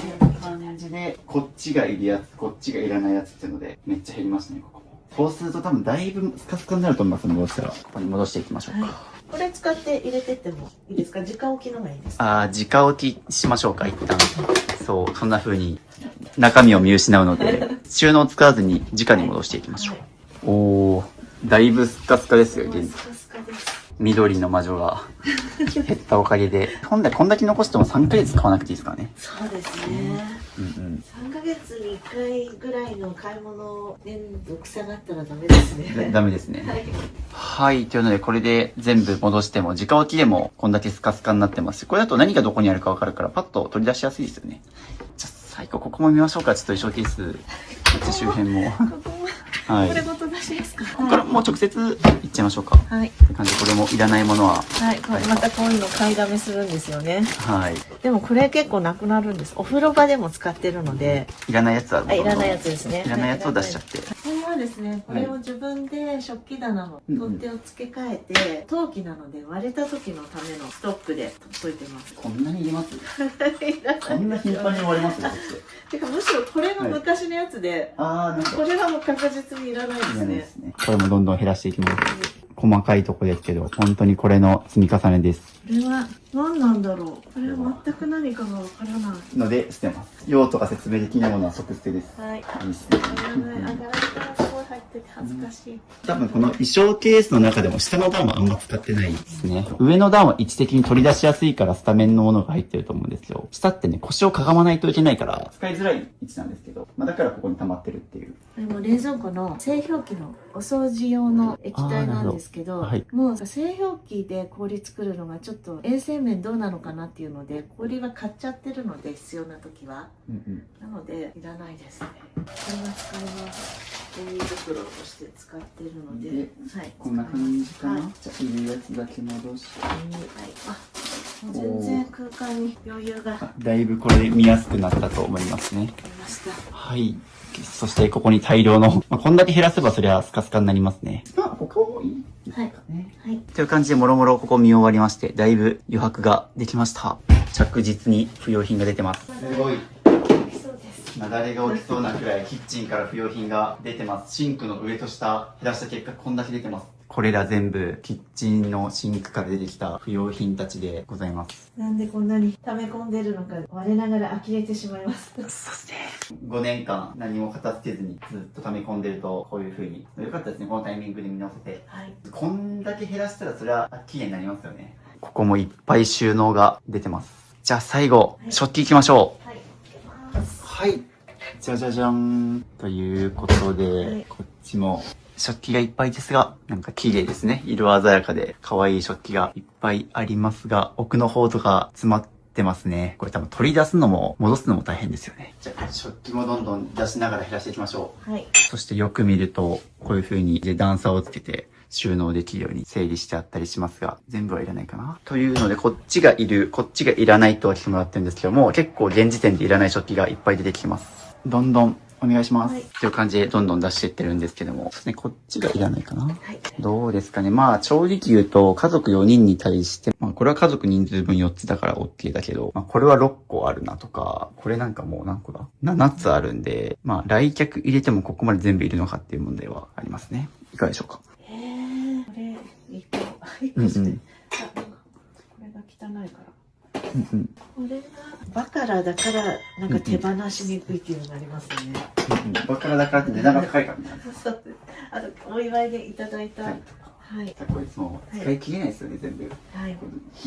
直近1年思い返した時に全部使えてます？あ、数ですか？種類としては使ってますけど、全部使ってるものではあるんですけど、一度に7とかは使ってないです。はい。そういったものはちょっと今減らせたと思うので。はい。一度に6まではありますね。はい。まあ、なんで4人家族なんで、まあ来客で6ぐらいはそうですね。なんでそういうふうに、おすすめは迷ったら大体家族の人数プラス2とかにしとくと、まあまず困んないですね。もう別に極端し、これ6組なくても、まあ1人だけ違うやつ買うとかでも対応はできるし、最悪。なんでそんな感じで、まあマックス6にしましょうかね。はい。となると、例えば、これ6個以上ありますよね。 8ですね。 8ありますね。はい。そうすると2つは減らせるみたいな。なので、6枚以上あるものは減らすっていう感じでも、ちょっとね、絵的に何がどれやらって感じだったんですけど、じゃあ、いるやつ一旦戻しましょうか。はい。って感じ、いるやつは戻していきまあ、そっちの絵が描いてない方だけす。ない方だけ。いります。という感じでどんどんいるやつ戻していっても、上は開けるぐらいの気持ちでいってるんですけども、ですね、さっきの基準でいくと、あれとかもおそらく8枚1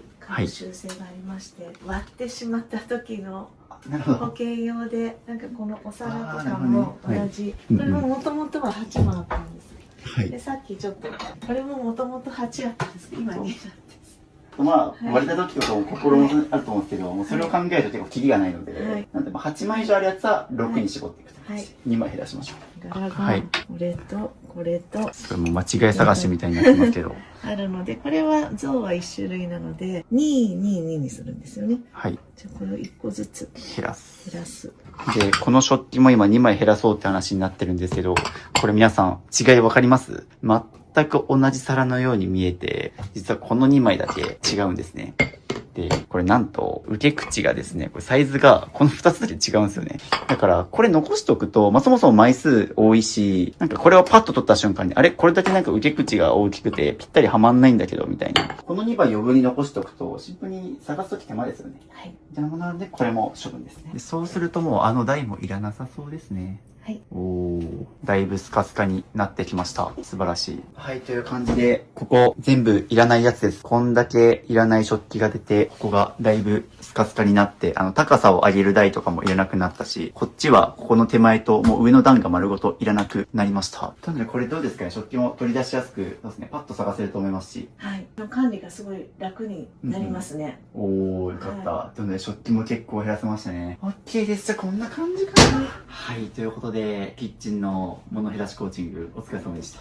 ありがとうございました。すごいですよ、この量。これ多分、1時間ちょっとくらいかな。1時間半くらい片付けて、こんだけの不要品が、もうダイニングテーブルが埋まっちゃってます。まあ、こういう感じで、食器から収納、洗剤、弁当箱だったり、もろもろいろんなものが出ました。というので、どうですかこれ減らしてみての感想を。なんかもう笑うしかないっていう感じで、どれだけ余分に物を抱えてたんだろうっていう、ちょっと今自分を戒めてます。特に料理教室されるくらい、まあ料理が好きということで、キッチンにいる時間も長いと思うんですよ。で、せっかくキッチンいる時間が長いのに、この不要品で必要なものもなかなか取り出せない、探すのに時間かかるっていうのはすごいもったいなかったですよね。もうこれ早く片付けば、多分明日以降、ここで多分料理するのもっと楽しくなると思うんですよね。探しやすい、使いやすいっていうので。なのでちょっとまた2週間後来るので、ちょっとね、また減らしてみて、キッチンの使い勝手とかも教えてほしいですし、変化が楽しみですね。はい。ちょっとこれ大変ですけど、ちょっとね、分別しましょうか、最後。はい分別して今日終わります。はい、ということで、ようやくゴミの分別が終わりまして、もうすごいですよ。食器なんて、こんな巨大な箱に入るくらい大量の食器と、だとちょっとこれ宿題として僕が帰った後に、まあ液剤をちょっと出してから捨ててもらう、まあちょっとスプレー系とかですね。まあ処分が大変なものですが、ちょっとこれ頑張っていただきたいです。おー、さっきもゴミ出し行ったのにまた減らしても減らしても出てくる不要品たち。こんな感じで今日はこんな感じで終わります。ありがとうございました。まあ、ご本人が一番ね、頭使って、もう脳みそのエネルギーめっちゃ使ったって感じだと思うんですけども。明日、体重が減ってるといいなと思います。昨日は1.5キロ減って、今日もね、2日で3キロぐらい痩せるかも。っていう感じで、お疲れ様でした。ありがとうございました。ということで、1日8時間、計2日分、合計16時間片付けた結果、どうなったのかお見せしたいと思います。で、まず、こんだけの大量の粗大ゴミ、家具が出ましてですね。特に変わったのがここですね。おー、すごい。なんと、ここの和室、タンスもなくなって、かまども置けるようになり、すごい広々としてます。別の家です。そうですね。安眠できますね、これは。そしてなんと、ここにあった棚もなくなりまして、すべてここに一旦収まってます。もともとですよ。さっきまでこれがあったわけですからね。もう全部なくなってます。で、押し入れがこんな感じで、クローゼットが。はい、じゃじゃーん。もう床が広いってので、服選びも楽ですね、これ。はい。すっきり一目瞭然になりまして。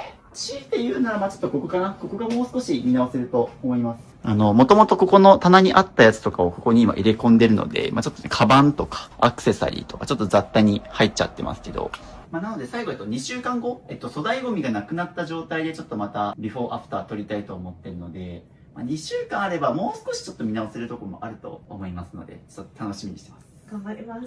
少しですね。あとここから減らすためにはちょっと、こういうところかな。こういうところもちょっと改めて旦那さんに見てもらったりとかして、ここまで減るとね、結構見直してくれるとも思うので、ご家族ともちょっと話し合って減らせるところは減らしてもらって、ここもうちょっと期限できるといいかな。なので、あえて、本来はこれで隠せるんですけど、ちょっと僕が来る時まではあえてこの状態で生活してもらっておこうかなと思います。やっぱこれで隠しちゃうと美しいんですけども、中身見えないから、やっぱり中身が見えないとつい物を溜め込んでしまうと思うので、ちょっとあえてこれ隠さずにしておきますので、ちょっと再度もう一回見直しをお願いします。はい。ということで、2日間の物減らしコーチングお疲れ様でした。ありがとうございました。お疲れ様でした。感想いかがでしょうか？はい、もうとにかく衝撃全く想定内のことばかりで、でもこんなに自分が思い切れると思っていませんでした。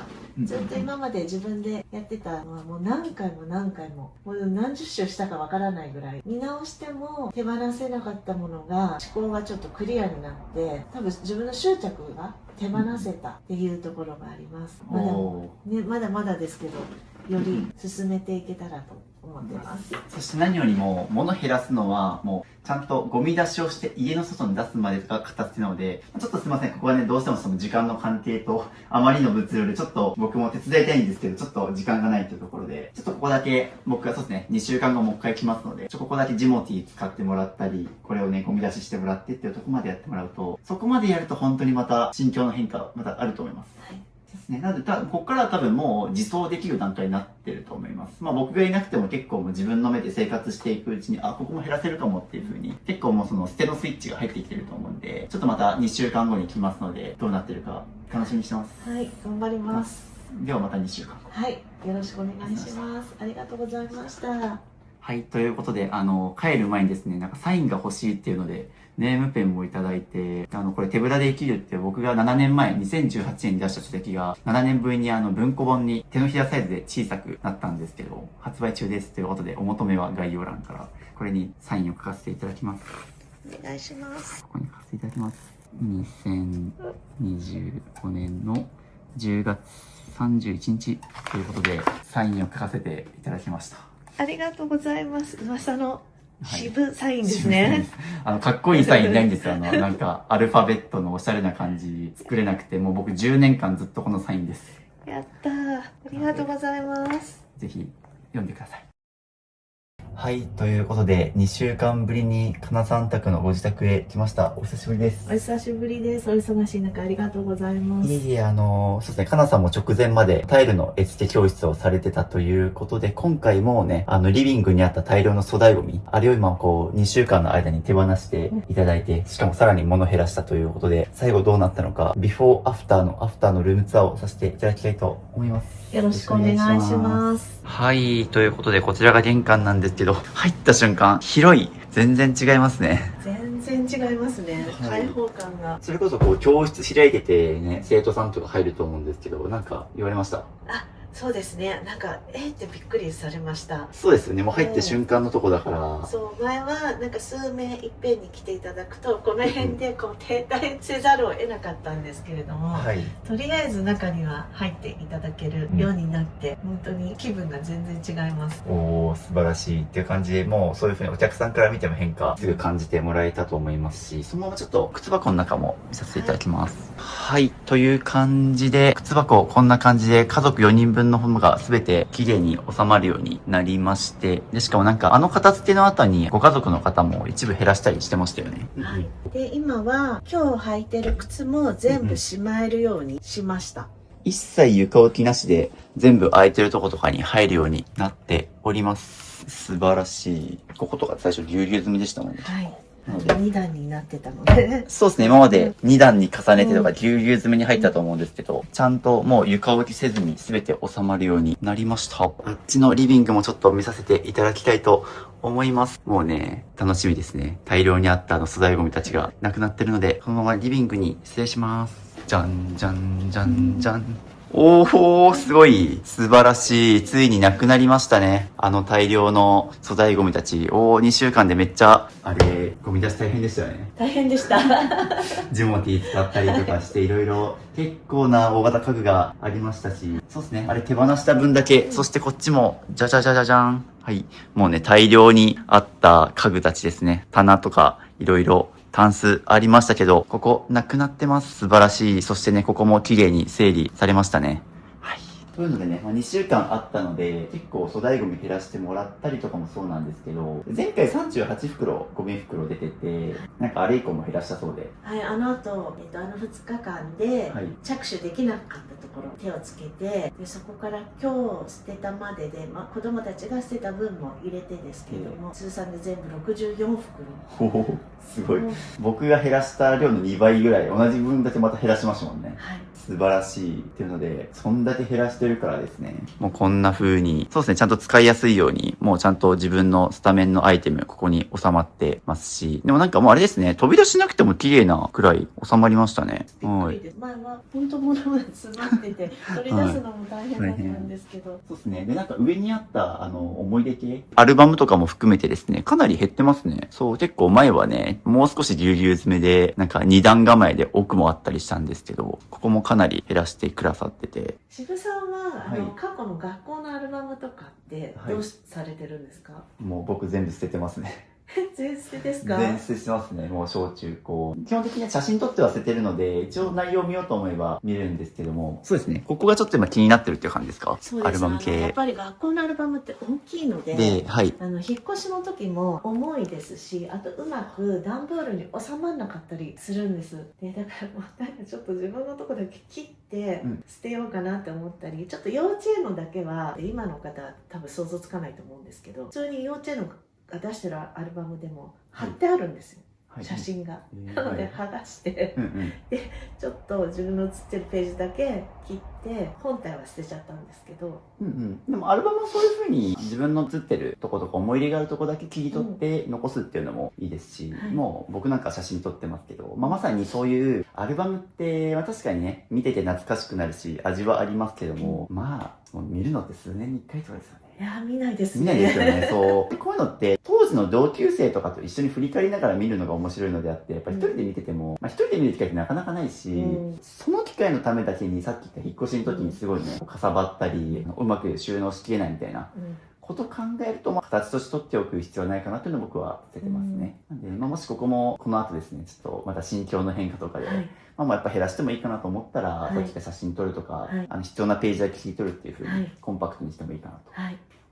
はい、そしてここももともとタンスがありましたが、なくなってますし、ここもクローゼットがじゃじゃじゃんということで、これさっきに陶芸教室とかでも使ってた机だったりするんですけど、こういうのも置けるようになったりとか、素晴らしい。どうですか ?2 週間このクローゼットで生活してみて。いや、見えるっていうのはすごく洋服を選びやすいなって本当に実感しました。こうなんか季節のものだけじゃなくって、もう全部通年のものがあって、で、今までだったら、じゃあ今日はこのパンツ箱をじゃあ上どうしようって引き出し開けて、ものすごい詰まってる中でこれ、違う、これ違うみたいな感じでうんうん選んでたのが、もう本当に一目瞭然なので、うんうん。選ぶストレスがなくなりました。はいしかもなんかやっぱちゃんともう使いやすく、上はボトムスとアウター、下はトップスみたいな。なんかちょっとまたなんかいくらか隙間ができてる気がするな。ちょっとだけ減らしました。本当わずかですけど。うんうん。でもまだまだやっぱりこうやって生活してると、まだ多いなって思ってます。いやでも元の量を考えるとね、はいそもそも衣装ケースにもあってここにも棚があっていろいろ詰まったのがもうここに全部収まって素晴らしい、めっちゃ綺麗になりましたね。そしてここにもねなんか掃除機置くようになったくらい、どうですか、なんか掃除するようになったんじゃないかなと、この辺りも。掃除しやすくなりました。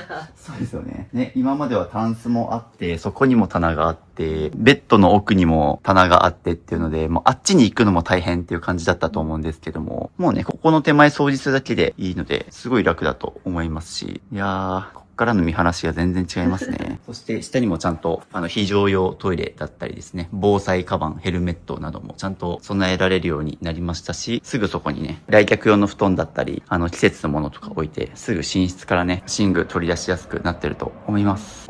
全然違いますね。もう非常用、本当にすぐ取り出せるはい状態なのは本当に渋さんのおかげで、もう今まで非常用って日常生活ではそんなにプライオリティが高くないので、どうしていいかわからなくてあっちこっちに詰まってたのが、本当にもう家族誰が見てもここっていうのが分かったのが本当に心が軽くなりました。心が軽くなったっていうので素晴らしい。そうですね、もうここにね、もう一箇所に固まってるので、もう非常事態があってもね、すぐ、しかも枕元なので、深夜とか何かあってもすぐにここに来ればもう一安心というので。そしてじゃじゃーん、ここの眺め。ここはね、もともと結構綺麗でしたけど、特にここ、椅子を減らしたりとかして、ここもやっぱり綺麗になってますし、なんかカーテンも変わってますよね。はい、もうレースだけにしたいなと思って、遮蔵性とか断熱、冬も夏もちょっと効果のあるようなもので、レースだと洗いやすいので、多分今までは洗っても年に2回、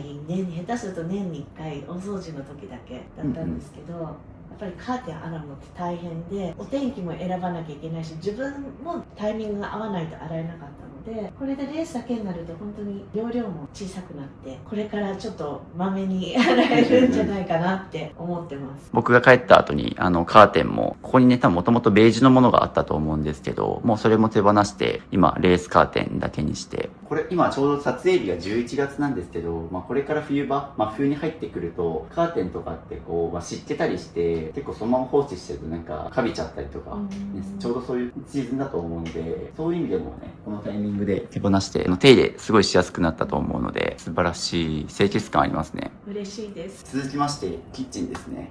キッチンは特にね、使う時間も長いからこの2週間にすごい変化感じたんじゃないかと思いますが、いかがでしょうか。物が減ると、うん扉開けた時も上が開いてたり、うん気分が違います。あと、はいお掃除がしやすくなりました。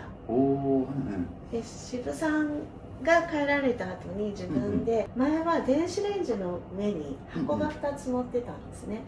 ちょっとここビフォーの画像貼っとこうと思うんですけど、ここに箱があったんですね。そうなんです。はいで、一つはお茶が大量に、はいお茶類が入ってたのを、ここを開けてはい収めました。すごい、ここ丸ごと開いたんですか。丸ごとほぼ、これはもともと入ってて、あといくつか、もう今となったら何が入ってたか忘れちゃった。そう、実はですね、僕もちょっとね、2週間の間で、ここに箱あったっていうみたいな、ちょっとね、言われたくらいで、ちょっとね、結構僕も割とこの2週間で、どんなものがあったっけってちょっとね、うろ覚えになっちゃったりしたんですけど、ここでも、そうなんです。ね、で、ここに収めて、はい、ここに調味料を入れてたワゴン、細いはワい、ゴンがあったんですけど、はい、それも調味料を、はい、前もちょっとは入ってたんですけど、ここに収まるようにして、で、あと背の高い調味料は、はい、ここに下にはい入れて、っていう風にして、ワゴンもだんだんやっぱり、プラスチックのワゴン置いてるとだんだん汚れてきて、汚れも取れづらくて、ちょっとなんか汚いなって思ってたので、なんかなくして、ここも掃除機も入れられるようになりましたし、すごく掃除しやすいです。ここのワゴンがなくなってます、なんと。というのでね、そうですね、結構食卓、ちょっと僕もいろんなご家庭行ってますけど、キッチンに定番で置かれてるもので、結構みんなこう隙間にシンデレラフィットで増やしがちなんですよね。なくても全然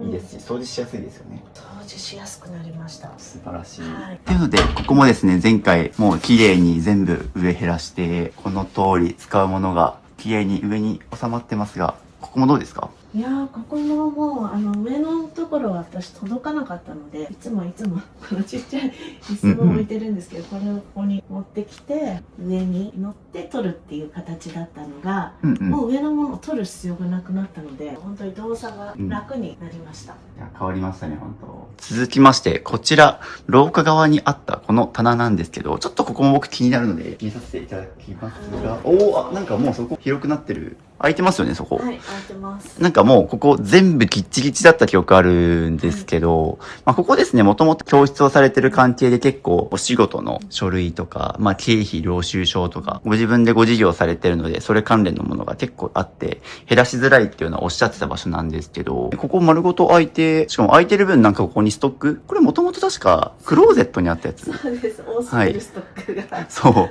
服のところにあったやつなんですけど、もうこれが置けるくらい、この右上、もうすっからかんになりましたね、ここ。はい、他にもなんか減らしたとこありますか？他は、仕事のも全部はできてないんですけど、前はこの箱がもう一個ここにあったんですよ。はい。で、ちょっと資材をこの箱に、まあもともと持ってた箱なんですけど、はい、この箱に収まるようにして、この大きいのは処分しました。なのでね、ここもかなり実は減らしております。あと最後、僕が気になってたのが、トイレのこの頭上なんですけど、じゃじゃん、なくなってますね。カゴも埃だらけになるので、中に入ってたものも使わないものがメインだったので、処分しましたね。素晴らしい。頭上に何にもないから、すごいスッキリ。拭き掃除がしやすくなりました。いいですね。掃除しやすいですね、これは。物があった時は、そのものも埃だらけだし、結構億劫で、ちょっと見ないふりをしてたんですけど、開くことによってもう簡単にトイレ掃除のついでに拭くようになったので、大違いです。もうトイレなんて毎日何回も使うとこですから、変化感じますよね。という感じで、かなさんのお部屋を見させていただきまして、物減らしお疲れ様でした。ありがとうございました。ということで、僕と一緒に2日間短期集中で物減らしたのと、2週間ご自身で物減らされて、どうですか、生活の変化？すごくありました。渋さんとのお片付け2日間終わった直後は、自分はそんなにもう手放すものがないと思ってたんですけれども、手放したものの多さに愕然と呆然として、でも手放せなかったもの、手放せたことに喜びも感じてたんですけれども、翌日から2日間できなかったところを着手し始めた時に、物への執着を手放す気でいたのに全然手放せてなかったなっていうことに気がつきました。物減らしって物への執着をいかに手放すことなんだなっていうことをすごく実感したんですね。使っていないのにこれを手放せないことって何なんだろうって考えながら手放すようになっていった自分に気がつきました。そうですね。多分もう今回減らしていく中でやっぱ使ってないのに取っててとか、すごい失敗とか後悔とかいろいろ学ばれたことも多かったと思うんですけど、でも本当に短期間ですけども、もう今回64袋に加えて、しかもあんだけ大量の粗大ゴミ減らしてるから、こんだけパッと見綺麗に見えるお家でもですよ、くまなく探すとあんだけの不要品が出るっていうのでびっくりです。で、やっぱり一番びっくりしたのは子どもたちが反応したことで、そもそもこのお片付けを始めようと大きな理由の一つに、ちょっと子どものことで悩んでいて、物の情報量が多い中で多分生きていくのはとてもしんどいだろうというふうに思ったので、ただもう彼らも大人なのでやらせるということができないので、だったら自分がまず減らしてみようという思いでちょっと飛び込んだんですけれども、もう早速翌日には娘が私も減らすって言って自分の部屋を片付け始めたり、その娘が手放したものの量を見て息子も俺もやろうとかって言って、割と彼にしたら本当に手放すのが苦手なタイプだと私は思っていたんですけども、ある意味躊躇なくいけたところもあって、本当にそこまでは期待していなかった。私がやってるのを見て多少なりとも影響を受けてくれたらいいな、こういう生き方も暮らし方の選択もあるんだよっていうのを知ってくれたらいいな程度だったんですが、もうすぐに反応してくれたことが本当にびっくりしました。私がやらせたのではなく、そういう情報を行動することによって彼らにその情報を与えたかもしれないけど、結局手放しをしたのが彼ら自身の決断と選択なので、これからこれをキープするかこの先どうなるかわからないですけど、何か一つそうやって自分で決断して実行したっていう経験ができたっていうのは本当に大きかったなと思って、ちょっとそれで喋ってると泣きそうになっちゃうんですけど、いや本当に実家じまいもしてちょっと悩んでた時だったので、なんとかしなきゃいけない、片付けようって思って、だけど渋さんもおっしゃってましたけど、抜本的なことをしないと影響を与えることが絶対できないだろうと思って、でもそれを果たして自分一人でできるかな、相当な覚悟がいるよなって、もう自分との戦いだと思ってたので、そんな時に渋さんの YouTube で募集してらっしゃる3日間限定で募集っていう告知を拝見して、あ、これしかないかもって思ったんですね。ただ自分は YouTube に出たいとも思ってないし、出ることの怖さの方が立ってたんですけど、でもこのくらいのことやらないと何も変わらないと思って、本当にあの時は応募した直後は魔が差したと思ったんです。大丈夫かなってそう、魔が本当に今回後悔ですか、心配の方大丈夫かな YouTube とか出てうんだったんですけど、とにかくこの先のことはわからないですけど、彼らがこうやって変わってくれたことを思ったら、本当にお願いして選んでいただけてよかったなって本当に感謝してます。息子が私に LINE で物が減るのとても気分がいいって送ってきたんですね。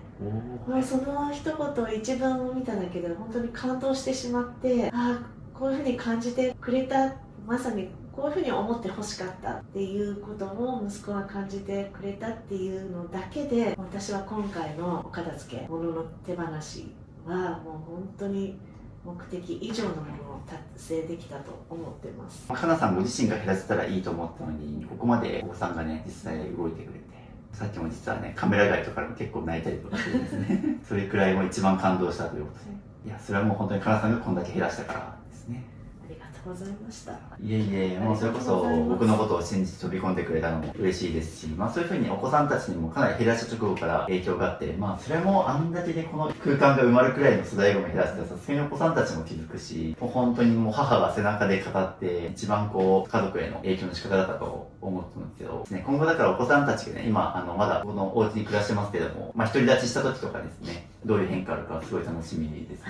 絶対今回の片付けがかなり人生に大きな影響を与えていると思うので、はい、本当に良かったです。ありがとうございます。もう本当にとにかく一番頑張ったのはかなさんなので、ぜひコメント欄にもかなさん頑張りましたねと、ぜひ一言励ましのメッセージもお待ちしております。ありがとうございます。とはいえまだまだ物が多くて、もっと身軽に行きたいとか、将来いろんな地に住んでみたいっていう夢までは程遠い物量なので、もうこれからも渋さんの言葉を思い出しながら、これどうしようかなと思った時に、それは使ってますから本当にいるんですから、はい、っていうのを思い出しながら精進していきたいと思ってます。